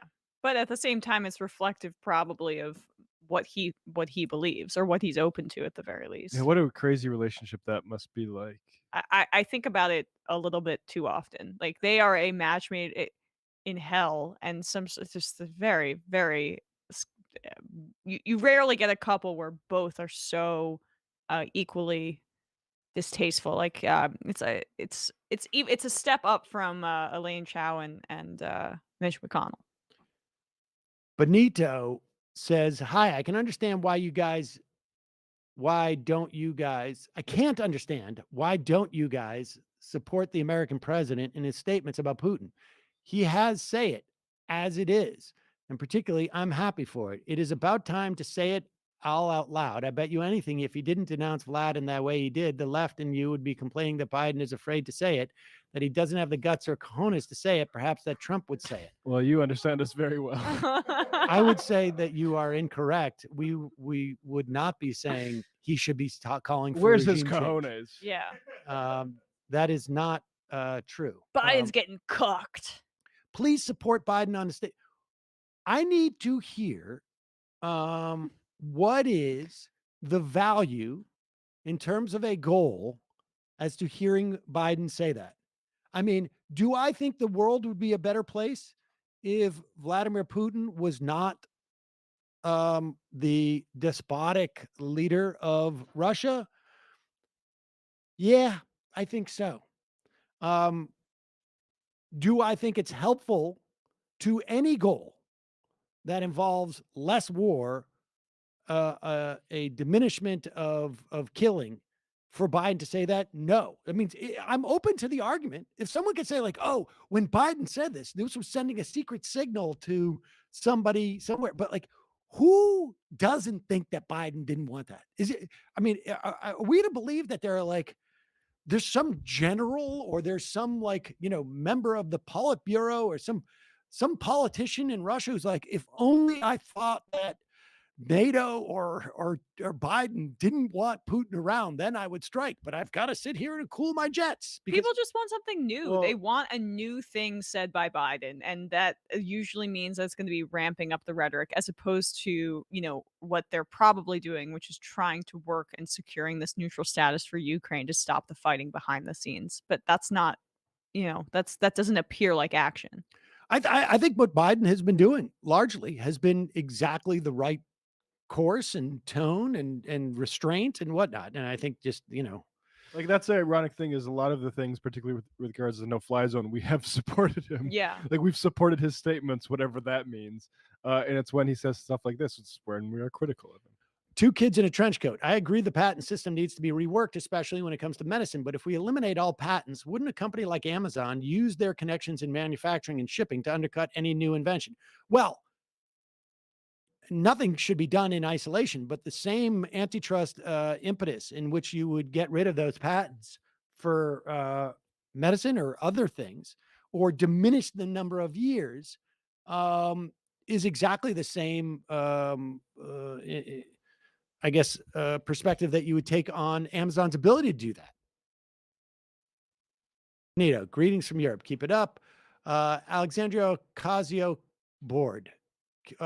keyboard. Show idea. Toilet time with Samantha Sider. Nightmares Seba day rotation. I'm going to create my own court with blackjack and hookers. Stop the meal. Regarding Bill Gates, it's super annoying how QAnon conspiracies around adrenochrome and microchips have completely distracted most media from legit criticism of Gates when it comes to vaccine IP. I'm telling you, if that stuff didn't exist, Bill Gates would be pumping it out the back door for that very reason. Hit the like button, says MIDI Doctors. Matt's Bong. I'm annoyed with the whole Oscar slap situation because everyone is wrong. Obviously, Will shouldn't have slapped Chris. Take away the slap and Chris looks like a complete a-hole. But most annoying of all is the comedy is under attack takes.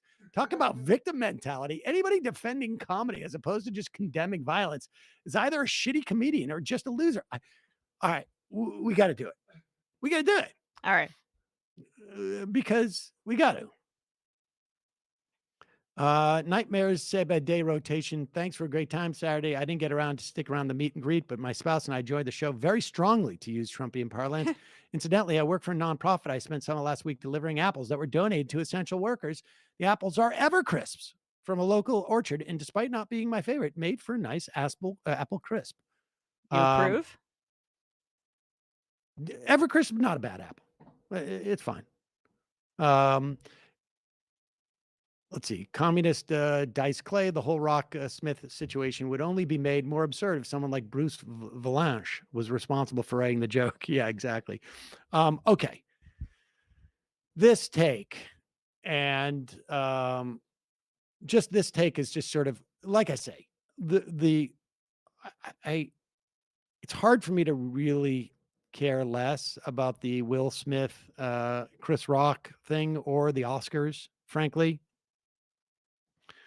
But some of the takes are sort of just absolutely ridiculous. And this is one of them right here. Here's Ryan Grimm. God bless him. I like him. Ryan. Yeah, yes. Great guy. But everybody can get one wrong. And how does he get it wrong? He says, now, Jimmy is right about this. Now, listen. Now, let me just make something clear. I don't care that this is coming from Jimmy Dore. If some other like bad comedian or even a good comedian who was not, full of garbage takes had come up with this same take, and Ryan Grimm had said, Billy is right about this one, or Kevin is right about this one, or Mary is right about this one, or whatever, and it said this thing, I would have the exact same problem with it. Although there is a huge amount of hypocrisy and ridiculousness. Yes. But this taken in of itself deserves, like, I don't know. I think like the bottom line is you should not commit an act of violence, period. Right? Like, I mean, I guess if you're like, if someone's trying to punch you, I'm okay with you punching back.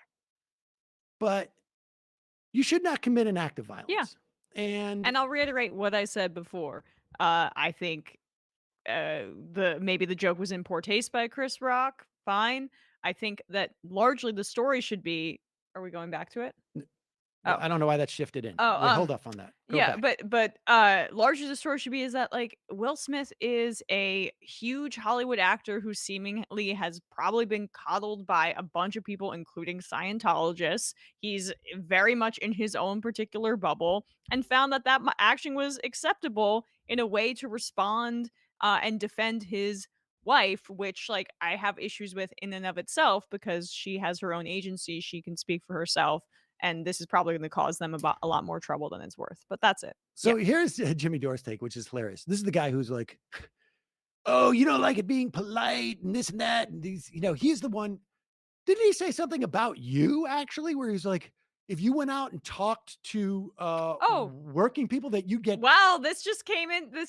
I was just reminded of this. Yes, he said I'd get punched in the face, which was like not that thinly veiled. That if I went and talked to anybody who wasn't rich or something, that I would get if you punched in the talked face. to a worker, you would get punched in the face. Yes. All right. So that's his perception of workers, is that they're just inherently violent. That's right. Jimmy's perception. Here's his perspective too. It's also his perspective, apparently, that husband boyfriends are also very suspect. He writes, what Will Smith and the Academy Awards did was to make everyone who performs live a lot less safe. Now, speaking of someone who just did a live show. Yeah. I'm a little nervous about what this means. It's the Will Smith effect. Everybody's going to just come up and start slugging comedians. Here it is. Now, the next time a comedian gets heckled by a woman. Now, to be clear, one condition. This is not a situation that took place at the Oscars. Yeah. What's her name? Jada Pinkett Smith. Jada Pinkett Smith did not heckle Chris Rock. I mean, why add that condition in there? I don't know. It's weird because he's trying to justify his situation where he's afraid he's going to get hit, maybe. Right. And he goes, and the comedian responds, her husband / boyfriend will feel it is his duty to assault the comedian because everybody who goes to a comedy show is an idiot and only takes their cues from what Will Smith does. Yeah. Amazing how people support this. Agree that you should not be supporting it.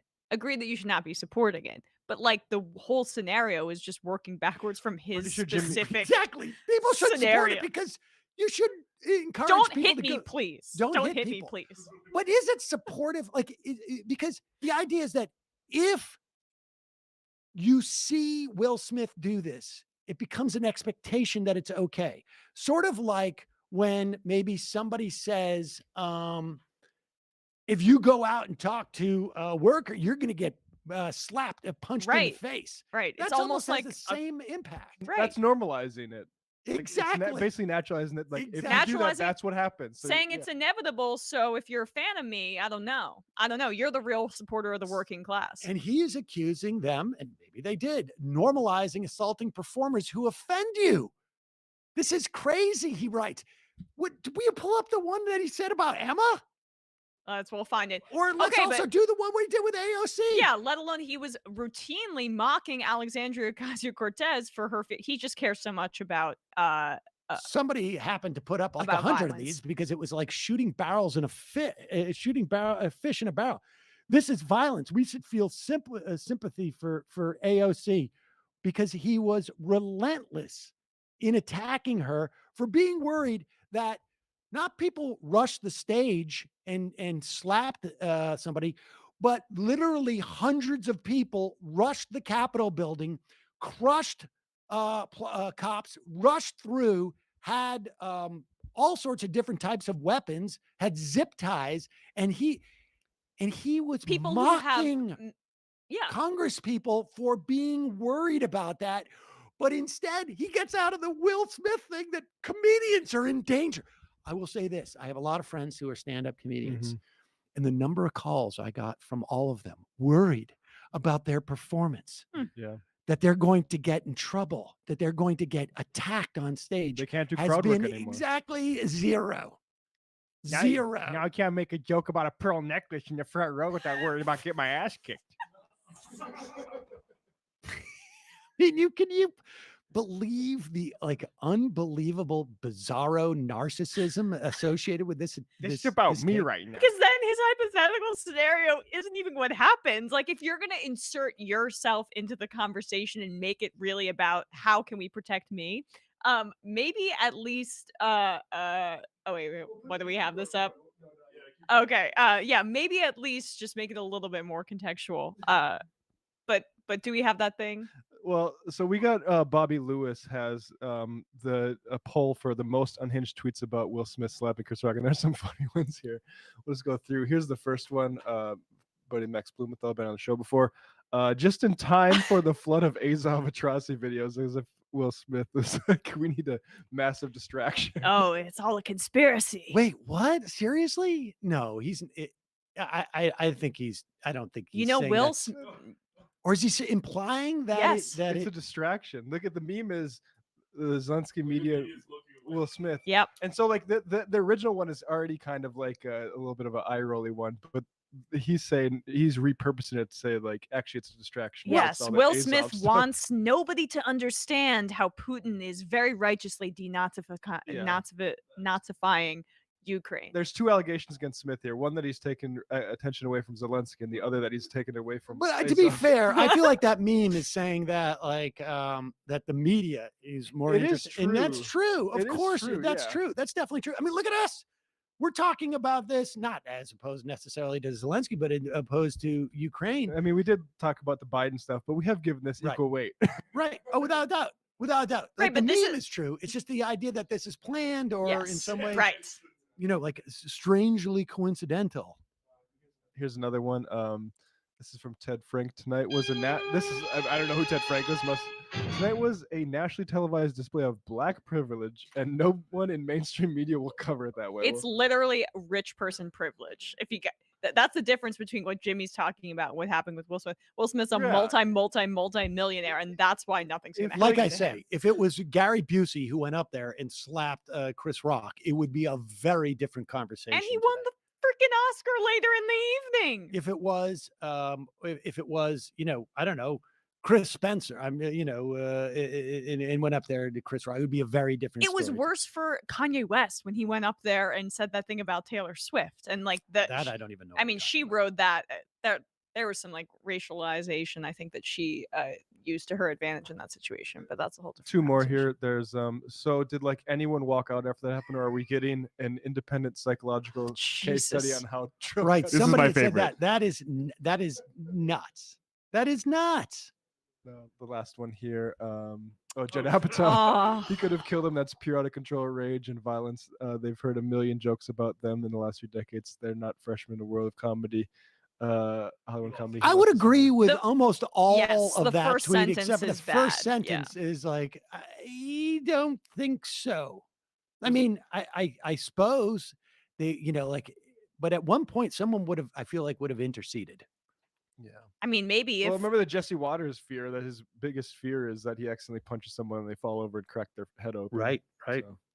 Maybe if Will Smith's hand had had one of those medieval metal like gloves from a suit of armor, maybe it could have killed him. But yeah, this stuff is more towards the end. Oh, great. Fine. No, just we already said we'd play it. Ash. Progress. So what she's doing is undermining. No, I mean, I don't care. But is it entertaining? Yeah, I don't care. It's not upsetting to me. It's just, is it still contextual? We can go ahead though.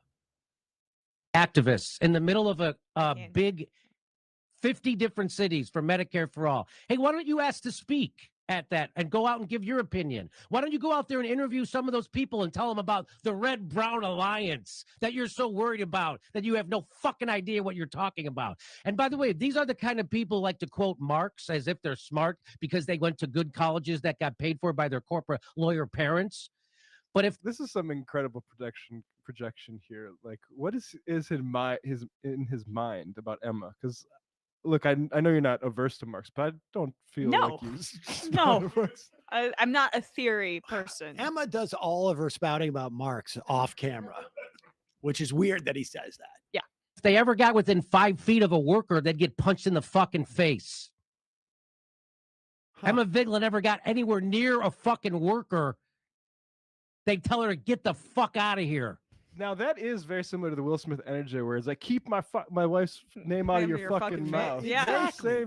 Same energy. Totally same attitude. And I mean, the idea that like somehow everybody, like every guy who goes to a comedy club who has a girlfriend or a wife is now a potential threat for comedians in comedy clubs, because that Will Smith normalizes it. But him saying that this is what's going to happen if you get within 5 feet of a working person.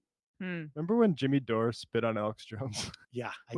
Those were better times. You can normalize spitting on people. That's when I knew him, and maybe that's when he heard me quoting Marx covertly all the time behind the scenes. But I just want to say this one thing about like this response to the, and we can leave the Will Smith thing alone again. Like I said this earlier, but I want to hammer this point home.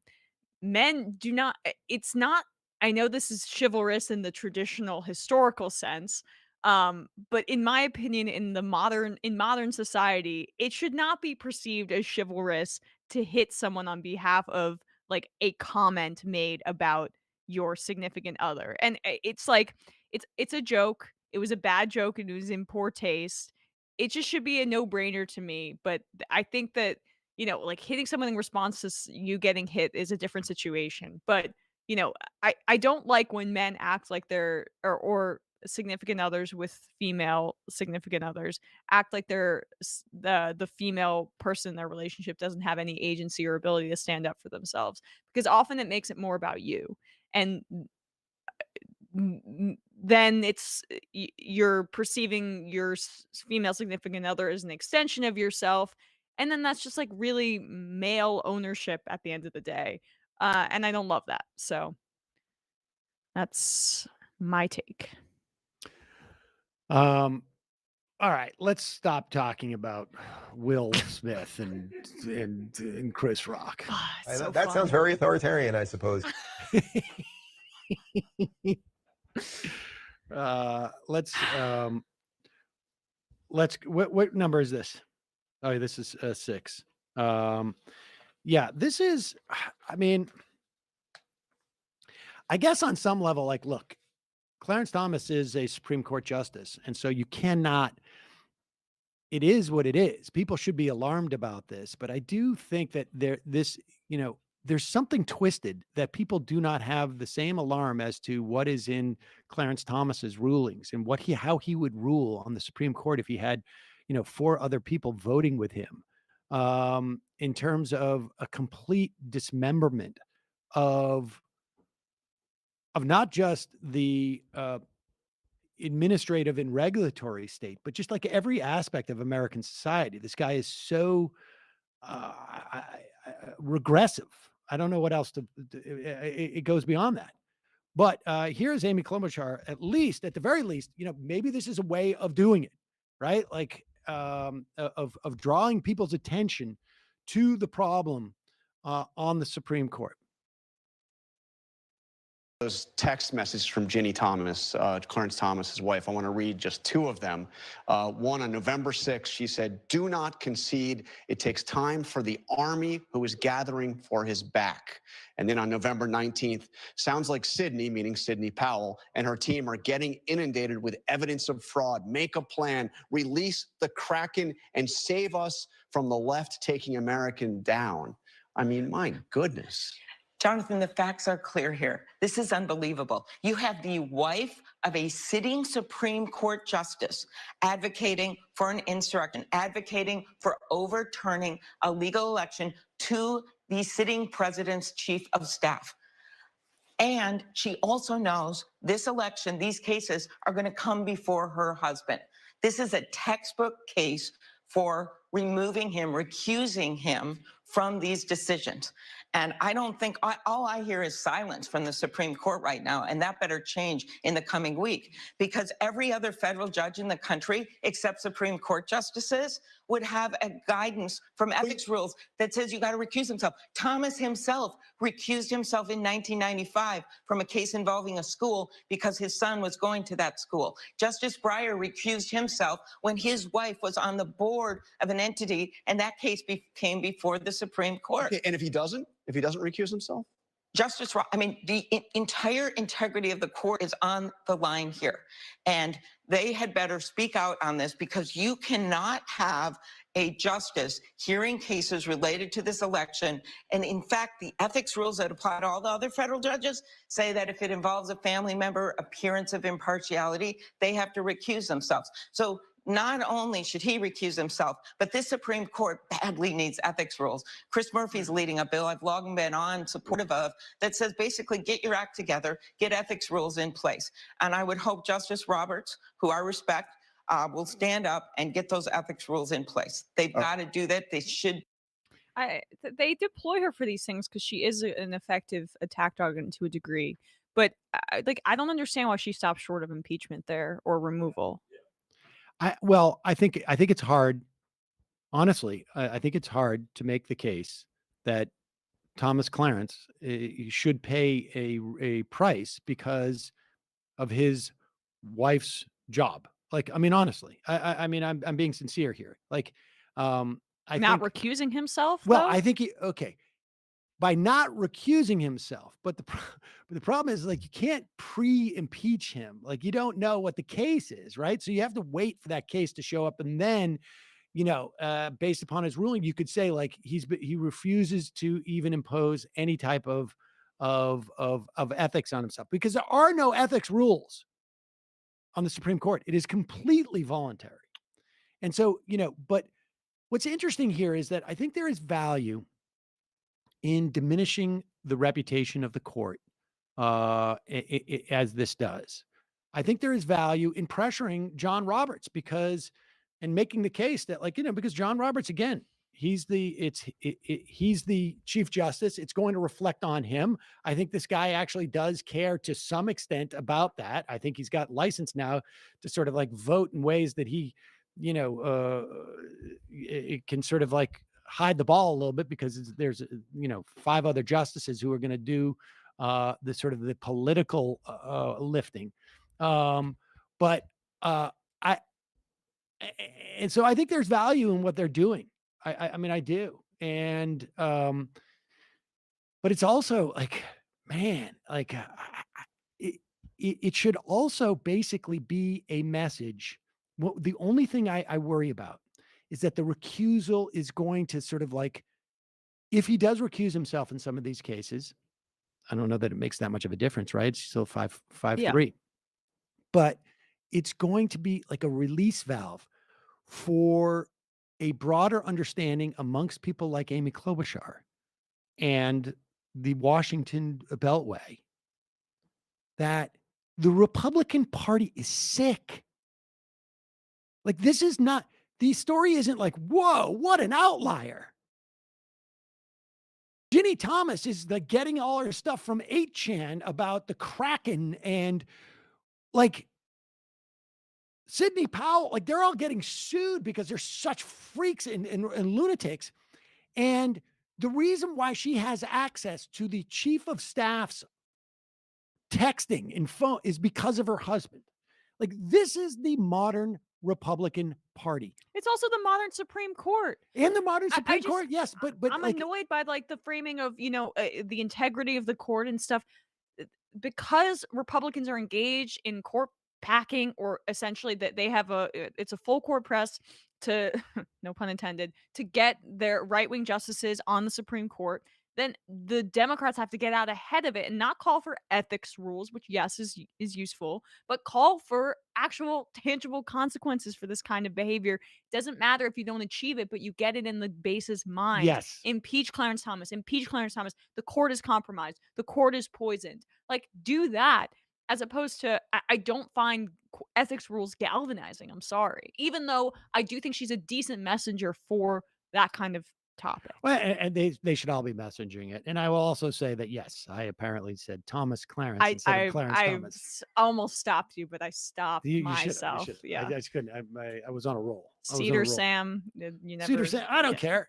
I don't care about that. I had both the names were there. It doesn't matter what the order is. Yeah. That's the way I always do it. It's the law school way. The law school, they don't go Sam Cedar. They go Cedar, speak. That's the way. It's the Socratic method at law school. That's why I was doing. Stuck in law school. Yep. Law school. Yeah. Once you never leave you. It never ever leaves you. It's law school, California. But Ilhan Omar called for his impeachment over the weekend. Has there been any other Democrat that has? I'm not sure. But my point is that there are people talking about it. It's just it should be Amy Klobuchar and more. Yep. Let's do it. Which one is that? Oh, that's 3. Okay. Oh yeah, okay. Mars Attacks. Here is Rick Scott. The Democrats in the Senate are working on, apparently, Joe Manchin, because Joe Manchin is the pivot point of everything that happens in our government, as you know. I think that's in the Constitution. And let me just also say this. If you have not had a chance to read the New York Times piece on Joe Manchin's history of exploiting his, and this almost like undersells it, exploiting his positions as a government official at various times to enhance his business prospects, please do. The really annoying part about this is that the New York Times will do that great reporting on it, and then you'll have the political reporters just sort of saying like, Joe Manchin's the type of guy who doesn't want to spend without paying for things. No, he has an idea. It's not an ideological perspective Joe Manchin has. He has I'm getting rich. Yeah. And this is one of the ways I get rich perspective. Every New York Times piece that mentions Joe Manchin should hyperlink to that investigative piece until the end of time, but it won't. Absolutely. Yeah, Absolutely. And it should also be the foundations of their understanding of what he's doing as a government official. As opposed to existing in the silo. Exactly. And so with that said, Joe Manchin is pushing for some austerity measures. He doesn't want people to get, used to, he doesn't want people living in their hammock of getting an earned, a child tax credit or something to that effect. They're pushing for austerity. Now, because tax revenues are starting to go through the roof, I think, because of the economy going up, we're doing deficit cutting without having to really do much because more tax revenues are coming in. The Democrats in the Senate are starting to push either windfall tax or some version of a windfall tax.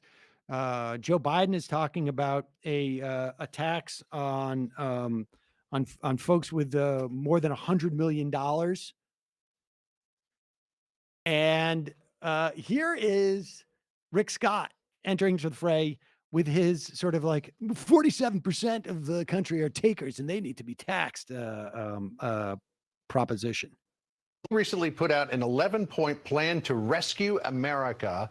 2 of the big points of which are, quote, all Americans should pay some income tax to have skin in the game, even if a small amount. Currently, over half of Americans pay no income tax.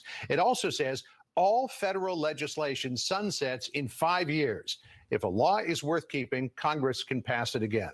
So that would raise taxes on half of Americans and potentially sunset programs like Medicare, Medicaid, and Social Security. Why would you propose something like that in an election year?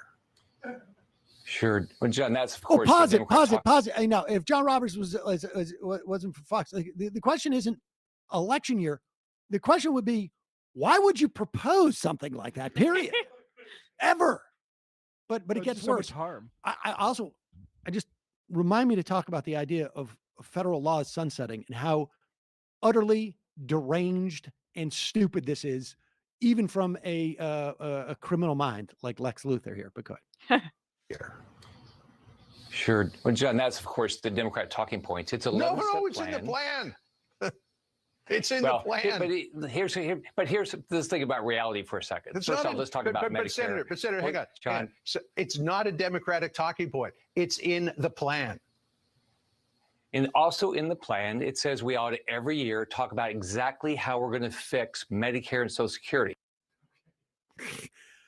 Yeah, the idea, and this is in the plan, as the guy from Fox News said, it's in the plan. And McConnell wants to run away from this in a big way. And Lex Luthor there, he's a little nervous about it. but just contemplate, like, even if you are, regardless, look at any type of agency, business, non-governmental agency, government agency, person. I mean, if you're involved in any type of enterprise, the idea that, okay, so we're getting this type of funding here for 5 years, and then year 6, it could be 0. Yeah. There's no way you can't function that way. No. You I mean, cannot. even McConnell understands that, but it's just a way for, to launder, like, oh, let's reconsider these things every 5 years or so. His desire to cut them entirely. Yes, of course. And it's not even like I like there's no entity, like even the businesses would be like, well, wait a second. We get a lot of our contracts from the government. Yeah, it creates massive what if that doesn't- insecurity I'm not sure we should be doing. and volatility. I mean, it's just absurd. You can't make any long-term plans as an agency or a business or a person or any of that. You can't make any. Maybe you'll have Social Security when you retire. Maybe you won't. Like literally writing that into our law. Yeah. Also, there's no precedent for that in the Bible, but what there is in the Bible is Jubilee precedent, which says you should relieve debts after a certain period of years. So I think we should do that first, and then we can think about what Rick Scott is talking about. Yes. Didn't Jesus also say it's easier for a rich man to get into heaven than it is for a camel to pass through the eye of a needle? Yeah. That's also in the Bible. Rick? I don't read that one. I don't read that Bible. I read the first one. Yeah, mine was in the first one. I don't even read the first one, to be totally honest with Yeah, you. But I have. nice. I have. I've come across it. Cover to cover? Oh yeah. I once tried to do that. I did that actually recently. Really? Well, It's, I got a dramatized version on Audible. oh, good. Because it is not fun otherwise. No, it is. And the text is teeny. Let's which of these Trump ones should we do here? Oh. Which one? On climate. Yeah. I don't let's do 8 though. Or Like Glenn Beck. this is let's do number 8 first, because this is Donald Trump echoing the theme that we heard from a lot of right-wing talkers. Like, I mean, he's situated somewhere between a senator and Steven Crowder, essentially. Maybe a little bit closer to Steven Crowder, which is... And the Republican God. Yes, just a half a click away from saying she was so uppity. Ketanji Brown Jackson was so uppity for her to... And here he is. That the left has become so extreme that we now have a justice being nominated to the Supreme Court who testified under oath that she cannot say what a woman is. If she can't even say what a woman is, how on earth can she be trusted to say what the Constitution is?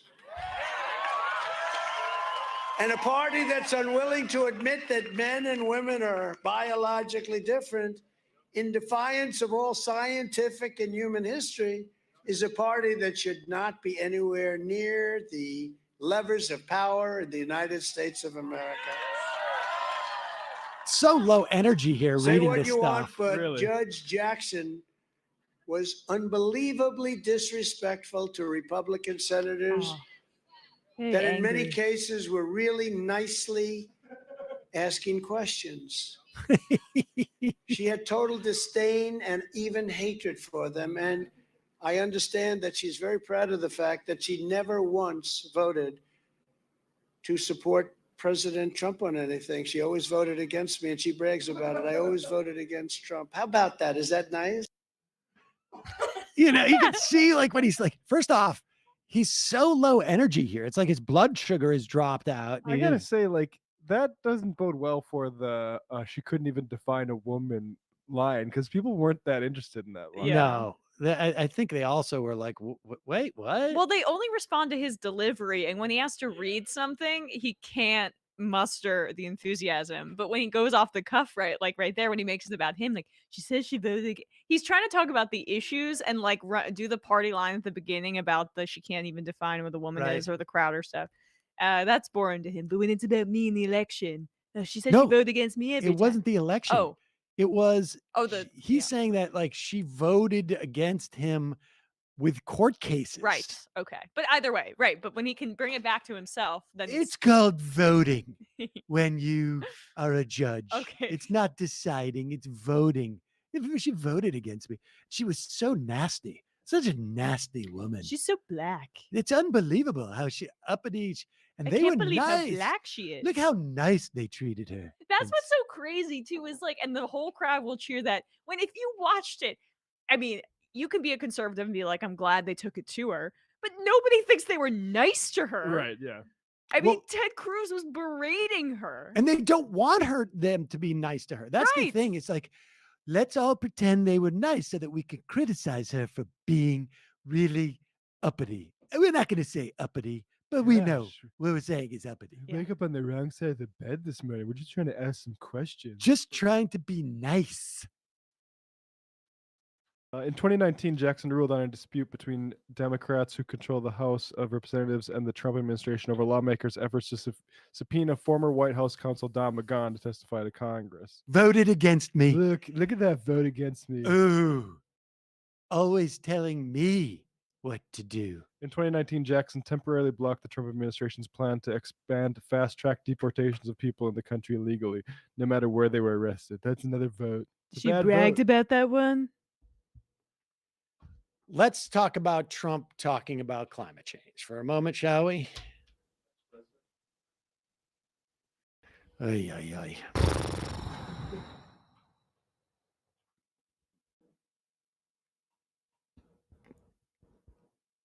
In many respects, for the world, I think this is John. Well, let's hear. Trump is going to characterize, and this is from that same rally in Commerce, Georgia, where he's there desperately trying to revive Purdue's governor race, right, against Kemp, and not doing well.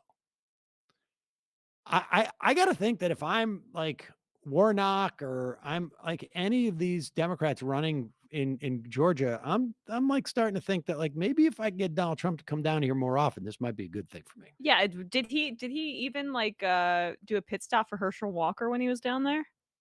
Oh, that's a good question. That would have been. You're the best. But Herschel, who recently called CRT CTR. Yes. Well, all due respect to me, I just said Clarence Thomas. No, Herschel. He was thinking of CTE, the CTE that he has. He was like the opener for this rally. Oh, okay. Okay, there we go. Okay. Herschel's great. Gonna make America great again. Yeah, I love the CTR stuff. Okay. Here's my speech. I'm so exhausted, but wait a second. Can I crap on somebody like John Kerry? Okay, that should work. This is the single most dangerous time for our country in history. Far more dangerous than World War I or World War II, and that's because of the power of nuclear weapons. And yet you have people like John Kerry worrying about the climate.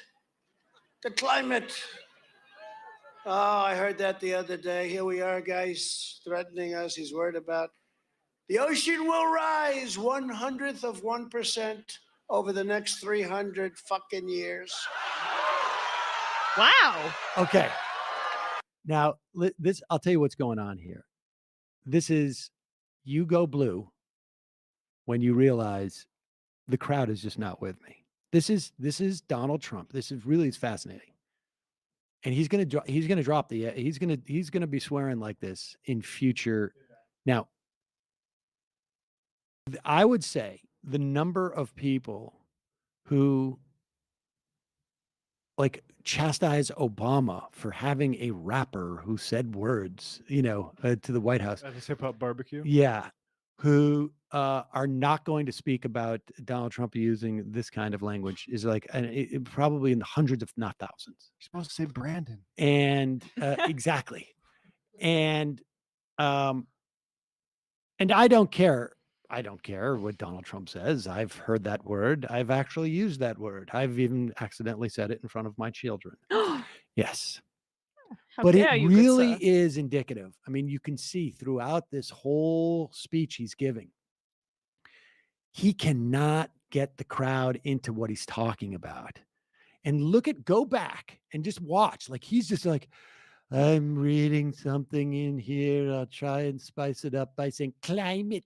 And you see the back, if we put that paused image up, like, look how bored the crowd is. The crowd is Do you so see? bored. They're all looking away. And he knows as a performer, exactly. Watch their reaction when he drops the F-bomb. They are so energized, and he realizes it. He's like, I'm in trouble. I gotta go blue.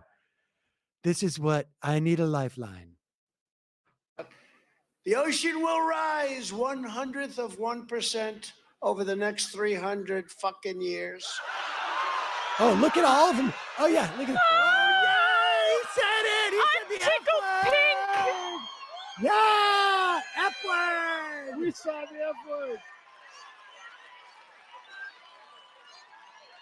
That was it. That was the F. That's what you It's wanted. crazy. These people.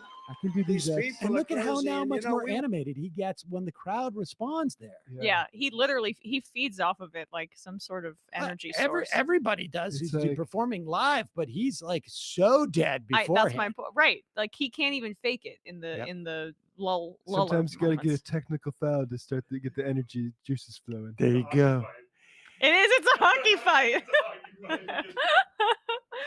And mental note, drop the F-bomb when I'm super bored and everyone else is bored at these rallies in the future.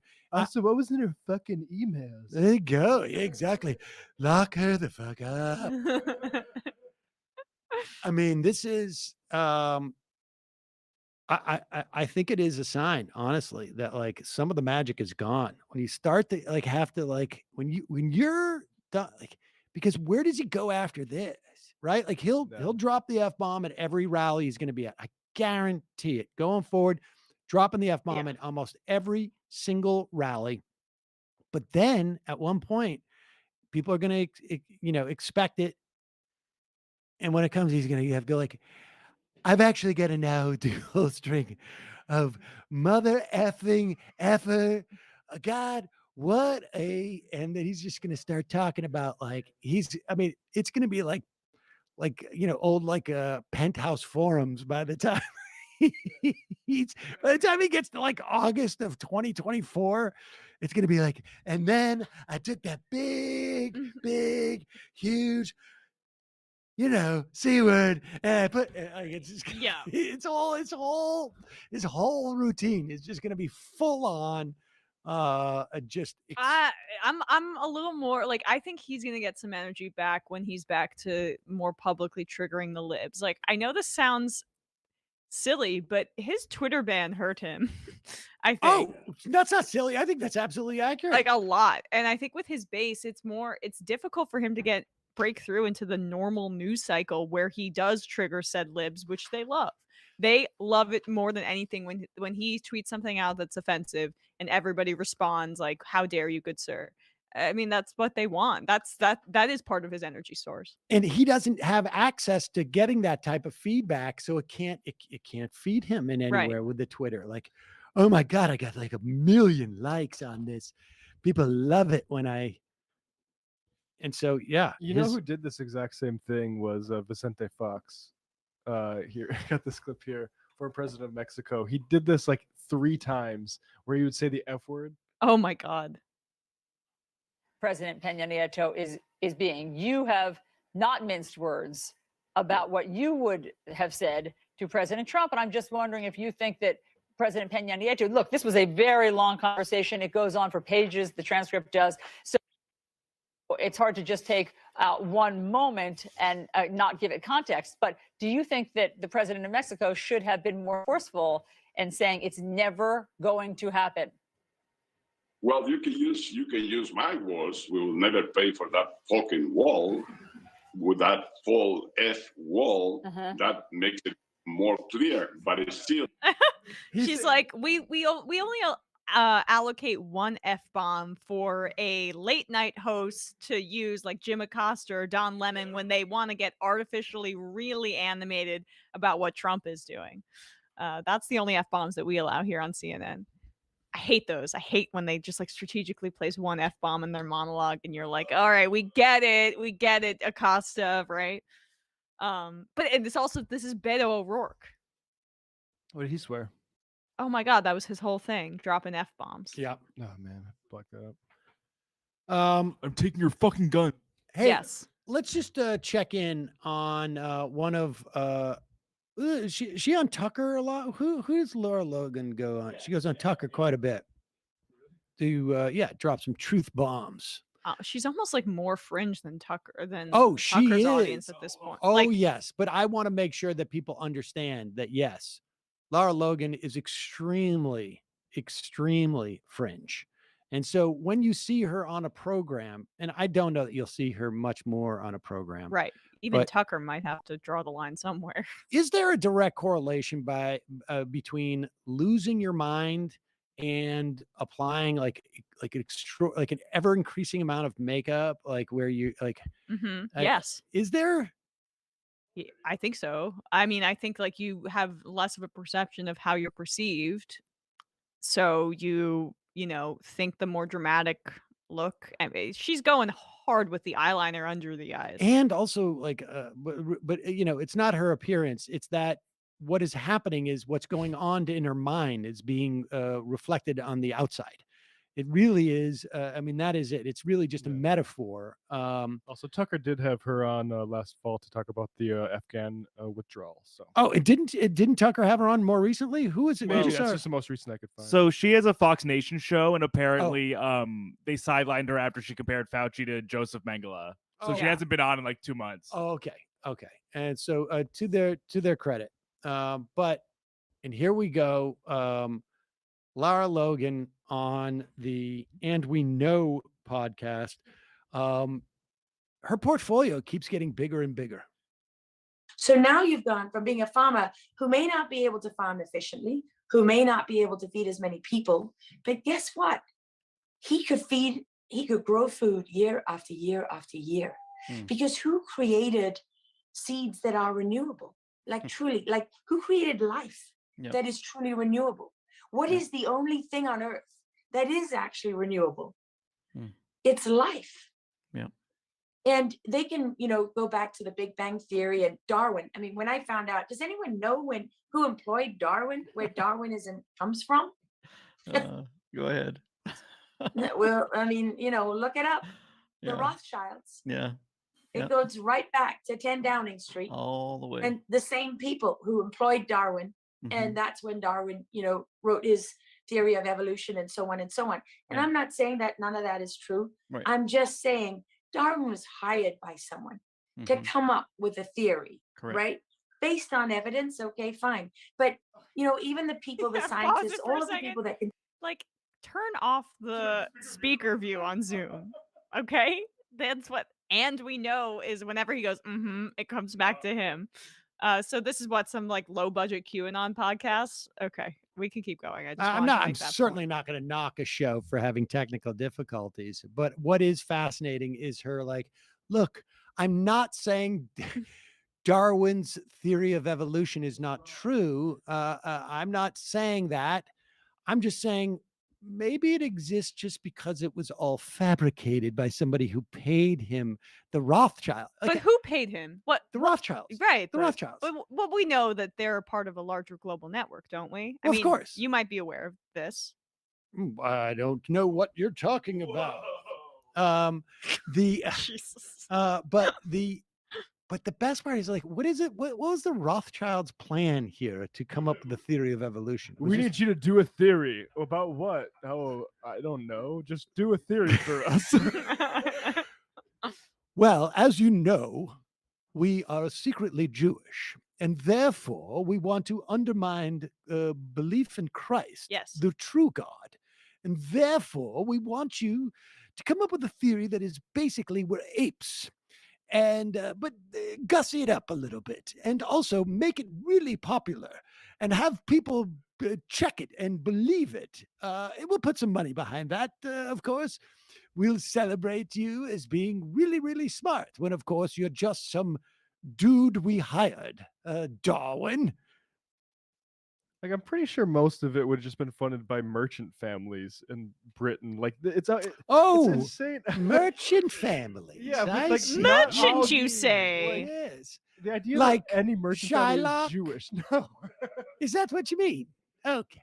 Let's hear more. Lara Logan. And where'd that money come from? The banks. Take you back to the Big Bang. Not all bankers are Jewish. I don't know, like, who needs to hear that, but okay. What? What is the one question they can never, ever, ever answer? They can never tell you whatever that was, whether it's the molecules or the energy or, all that stuff. All these scientists like that, that evil, horrible person who's the science advisor to Klaus Schwab at the World Economic Forum, who says there's no such thing as freedom. There's no such, there's randomness, but that's not freedom and blah, blah, blah. There's probability and there's this and there's that. Right. You can explain it away any way you like. But how did those things come into being? Yeah. And it was a combination of, it's that question of what came first, the chicken or the egg, right? You can't answer that scientifically. You just can't, because something made that into being, whatever it was. There is something like I know this is a gross over exaggeration. Well, I don't know if it's a gross one. It may be a slight over exaggeration, but it does feel like most of these figures' descent into madness is the elevator is a fundamentalist religious worldview. Yeah. That and even Rubin's going back there. I mean, it really does feel like when they start to really lose it, it was, Glenn Beck. I mean, it's all trying to reconcile their just primary belief system with everything else that's going on. And it comes out sounding crazy because, I mean, I think there is a value to religion, but if you look at the Bible as being literally the word of God and also literally the word of truth, period, and all, you're going to sound completely bat crap crazy as you engage in anything to do with modernity. Well, you work backwards from it, and then you end up where Lara Logan is, anti-Semitic conspiracy theories about evolution. Right? That's what that is. I mean, it's a twofer. It's not just the anti-Semitic thing, because let's be honest, I think she believes that the Jews are behind everything that is bad. Right. But she also wants to. It's not the Big Bang theory. It's the Big Jew theory. It's sort of, I guess the idea is that, like, but maybe on some level, it's also like the way that she is arguing that evolution is evil is that it's funded by the Jews. Yeah. As opposed to it's evil in and of itself. Because it undermines what evolution does. Is it was a long con to undermine the understanding that God created Adam and then Eve from Adam's rib, because then we would have come from apes, and that would be a way to flush out all Christians in the United States. That's what they were thinking of. Who was the person that said, like, why do apes exist if we evolved? Did we just play a clip about that? Was Herschel Walker. Oh, Herschel Walker. There you go. Yeah. Your next senator from Georgia. Anyway, it looks like Wedgwood was one of the Darwin's financiers, which I don't believe is a Jewish last name. So, well, I think if you look a little further, you'll see it was Wedgwoodstein. Before they changed it. Wedgwoodowitz, Wedgwoodstein. Let's go to the phones. Calling from a 412 area code. Who's this? Where are you calling from? Hi, this is Nick. Nick, where are you calling from? Pittsburgh. Pittsburgh. Nick, what's on your mind? Well, real quick, the word. He just hung up. I did not do that. The word is apparently goodbye. The word turpitude. Yeah. Nick, is this you? Can you hear me? Yeah, I don't know what just happened there. Yeah, I'm sorry about that. I don't know either. All right, what's on your mind? The word you're looking for earlier is peruse. Peruse. Yes, exactly. That means to look at something in depth. Yes. And I think people use sometimes peruse as just like, oh, I just looked over it quickly as cursory. That's what it was. Yeah. Exactly. Yeah. Thank you, Nick. I appreciate your holding on the line for an hour and a half to tell me that. That's not what I'm calling. Oh, darn it. I wanted to talk about power generation. Okay. It's something I work in, and I think I have the same view as you, where nuclear power is primarily not sustainable for private enterprise in the United States. I mean, that's my view. I don't know about Sam's.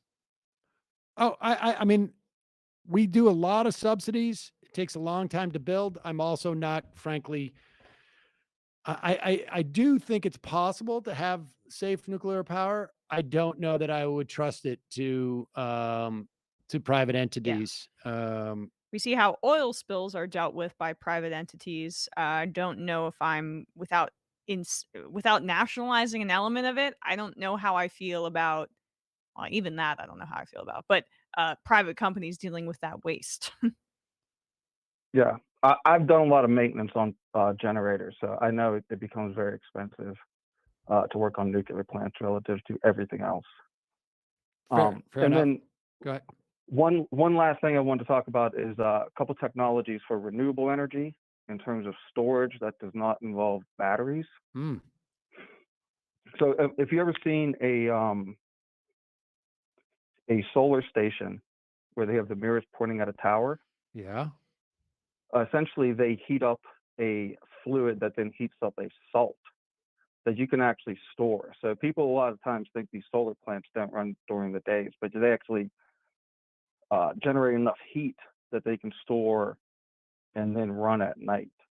So a lot of people think, when we're talking about limitations in terms of renewables, they always bring up batteries. How long can as you a store limitation. that? How long can you store it when you store it in that salt? I'd say days. Oh, Yeah, okay. it depends on where you're at. It's a large insulated tank, and it kind of reaches a kind of a mat, like a critical mass. Interesting.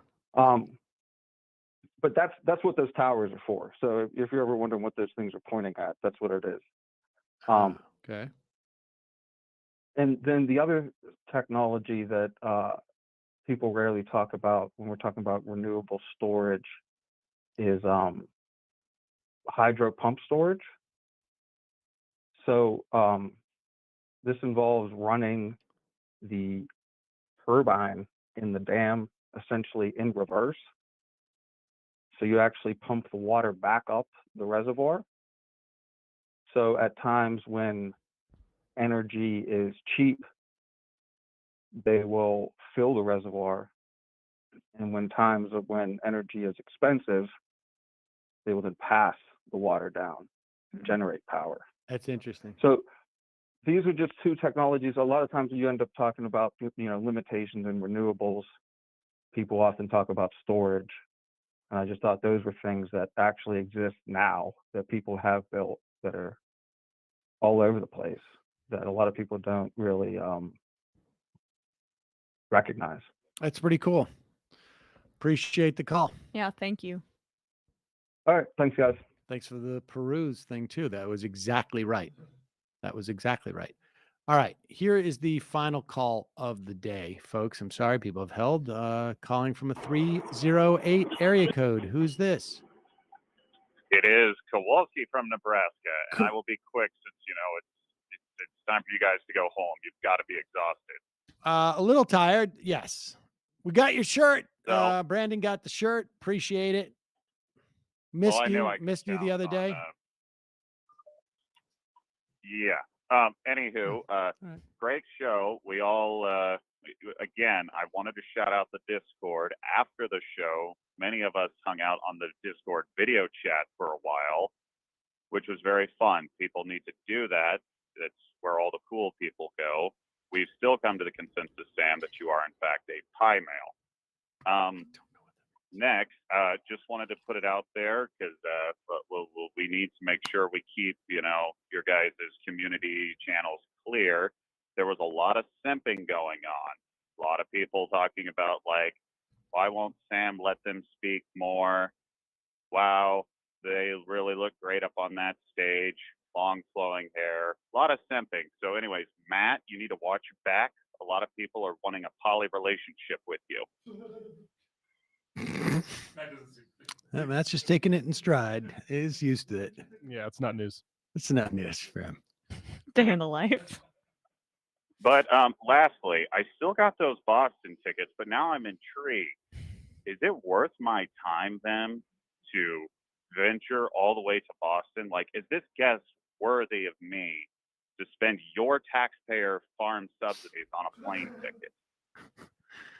I mean, look, everybody has to make their own decision. It's relative. You know, everybody has to make their own decision about this. Am I going to regret skipping out on this? Yes, I think so. I mean, Look, I've made life-altering decisions for less. Just oh, all right. Well, I mean, I think you might. I think you might regret it. Let me put it this way: when I have told a very few select people who the guest is, I'm like, they all go, "Oh, wow, I didn't." That's a get. all right. Well, I will deliberate that then, and yeah. Actually, I think I just got a message from the Discord. People are happy that it's getting shouted out. So again, MajorityDiscord.com, folks. MajorityDiscord.com. Over 5,000 people there. Yes, and we need more people in those live chats. A lot of people doing a lot of cool stuff. Oh, right, Sam. What is your favorite alcoholic beverage of choice? And I will take the answer off the air. Okay. I mean, these days, I've been drinking a little bit of bourbon. I also like rye, but you know, this is a call from Nebraska, so maybe bourbon makes a little more sense in terms of the corn. I like mezcal. Oh, I love mezcal, but the Gustavo Rivera gave us some rum. No, the I other think night. that was Nomi, right? Oh, it was Nomi gave it to Gustavo. Yes. As a That was gift, so and then good. Gustavo gave it was to so us. good. And I that don't rum was like rum normally. so good. That Straight up, like I'll have it in a cocktail at the beach or something like that. But rum by itself, I'm like, scary. But that was it went down so smooth. Oh, so smooth. It was so good. So You really notice a difference if you splurge on alcohol when it's nicer. I didn't realize this. Yeah, I ruined Johnny Walker Red Label for me. Like after drinking Johnny Walker Black, you can't drink red. I find. All right. All right. Let me read some IMs and we're going to get out of here. Folks, sorry. We know I have a lot of people holding. We're going to, we have a news day tomorrow, right? Yeah. All right. I know I say this every time, but we'll try and take more calls tomorrow. And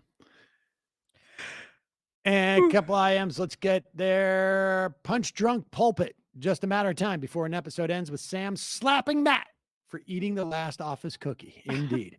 Slap. If defending your significant other from a shitty joke about their alopecia is toxic, call me radioactive man. I'm not saying defend your significant other. You can say something to that person.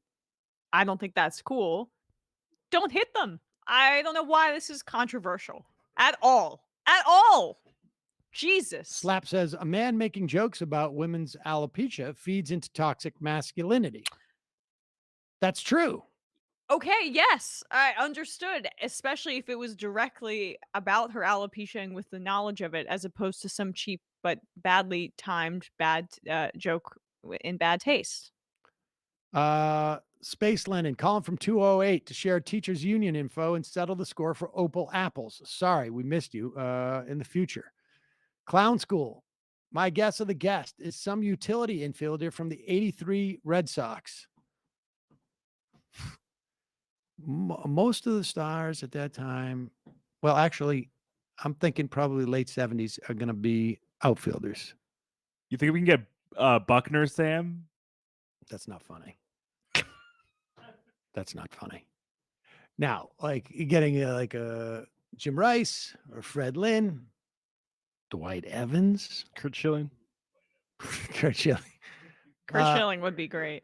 Kurt Schilling would actually be great. Dessert quality apples. Okay, we have a retread like this a dozen times today, but the most charitable interpretation I have of Biden's regime change comments is that it's to make Putin think that there's a fracturing in the West as to how to respond to his actions.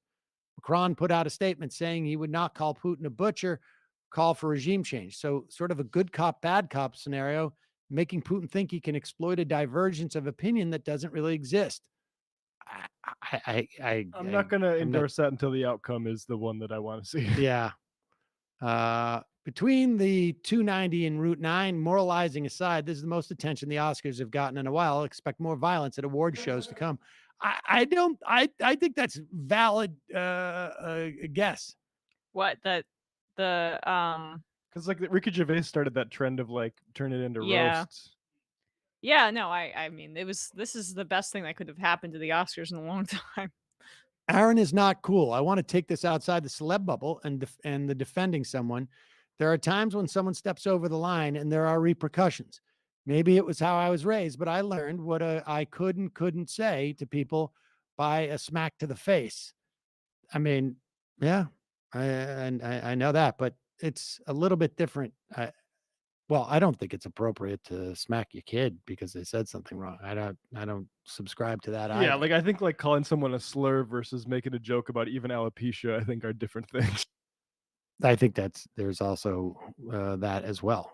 I mean, guys, like Will Smith is crazy. You're defending a crazy person. Okay. I'm just saying. I mean, I don't know for a fact. It's just, that's what it seems like. Asayak says, so wait, all this time we could have been slapping Ricky Gervais? That's a good one. Congressional baseball fan. Look, I'm not saying that several of the conservative Supreme Court justices should take up surfing, but my cousin, Supreme Court wave watcher, might enjoy it. Statistically, you're more likely to get into a car wreck on the way to the beach than get attacked by a shark. But hey, law of averages. Tucker Carlson is somehow going to come out with the most racist take of all time about Chris Rock and Will Smith, wherein he attacks both of them simultaneously, inept and violently threatening left. Yes. Mike from Berkeley. What platform is most profitable for MR listeners to tune in through? I loathe Google, but if YouTube ad payout is higher, I'll use that. Whatever helps most. I appreciate that. I do the one, what's most profitable in the long run is the one in where you think you can get other people to listen. That's what I would say. I mean, we get advertising through Google. Obviously, membership fees, membership is the best for us. But I would just say whatever you think you can get other people to listen to, and is the best for us. I don't want to, it's, Eddie Munster. Impeach Thomas Clarence. YouTube video looks great, says Eddie Munster. Thank you. Nice. Dr. Jackson Hinkle's Hinkle's son, PhD. If someone were to make my partner the butt of an ableist, crass, and hurtful joke, I consider slapping the shit out of them restraint. Wonder what Heidi Cruz's thoughts are on Slapgate. Well, look, I want to also make a distinction between what one might do in a situation faced with that and how other people should react to it. Like, Michael Dukakis was asked during the 1988 debate, what would you do if, I can't remember exactly the question, like your wife was assaulted or killed or something like that. And in terms of the capital punishment or I can't remember, but the point being is that in my mind, and his reaction was like, I would let the laws take care of it, or, I would still be against capital punishment. I think it's legitimate for someone to say in that moment, in the heat of the moment, I may be, so enraged or so upset that I may, hurt that other person. That doesn't make it right. That it's not an excuse for it. It's that I'm a human being and I may react and do things at times that are wrong.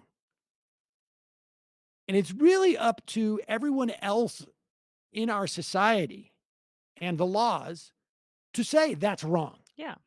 You can accept the fact and understand why Will Smith. I mean, it's a comedy setting. It's a comedy setting. I understand. This is not the same for He's real also, life. I think, got some emotional issues at play. I mean, that's what I'm trying to say. So one can assess that and say, like, okay, I get why he did that, but it's absolutely wrong thing to do. And he needs to get a control of himself and, register his being upset at that joke in another way. I mean, let's be honest. It's not like he couldn't have, like, after the show, gone to the producers and said, if you ever want me back on this again, he's gone. Yeah. The writer and Rock are gone, period, end of story. And it would have been effective if he was like, what's wrong with you? And just sat there. And I mean, now it's just whatever. Well, okay. I knew we'd talk about this a lot, but we've talked about it a lot. I wonder what Heidi Cruz's thoughts are on Slapgate. That's a good point. Ted Cruz I'd be curious as what Ted Cruz's reaction is on this, because Donald Trump said a lot worse. Yeah, I don't think Ted Cruz should have hit Donald Trump. No.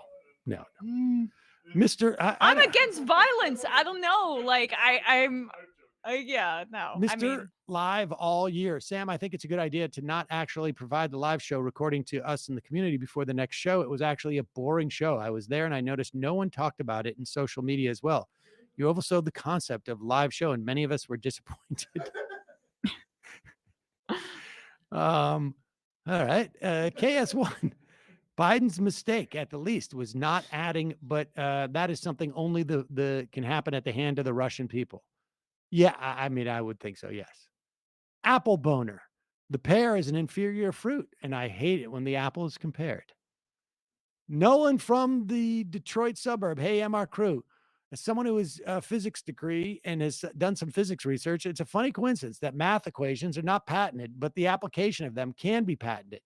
It's ridiculous because we don't get electricity without understanding Maxwell's equations, but we do not get car engines without understanding thermodynamics, nor do we get lasers without understanding quantum mechanics. Interesting. In other words, I think this dude's saying, like, a lot of the hard work is for free. And then you get to put a wrapper around it. Historians like Peter Leinbach and Marcus Rediker talk about enclosure of basically like the last 300 years, and we think about that in terms of fields, but also, of course, like work was taken out of the home and into factories, and that's an enclosure of your workplace, basically. But also, yeah, all this sort of stuff is capitalist enclosure, taking control of things and it becoming their property. Yep. All right, 3 more. Scooney. I'm going to try and get ones we don't hear. Is the recording of the live show available to purchase somewhere? Not as of yet. I don't know. I can't promise. We haven't really even thought about it. So, but we'll work on it. We could throw it up at the feed sometime. Maybe. Davey 9000. Trump's campaign based on a gradual increase of the F word reminds me of Mr. Show sketch about profanity usage in advertising. Wonder if they'll be taking inspiration from some other 90s alt comedy content. I think it's quite possible that come August of 2024, if Trump is desperate, he's going to start defecating on stage. You heard it here first. And it will be golden. Golden poop. I thought you were going to say he's going to slap somebody on stage. Yeah, there you go. And the final I am of the day. That mumbling voice giving Laura Logan feedback. Is that the voice in her head? Matt, Bradley, Emma, great job today. See you folks tomorrow. It might take all the strength I got to get to where I want, but I know somehow I'm gonna get there.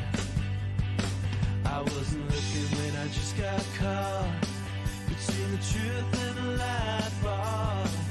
But finding out won't make me feel any better. Yeah, I know the clock is ticking, but the meds are gonna kick in, and my pilot light shines.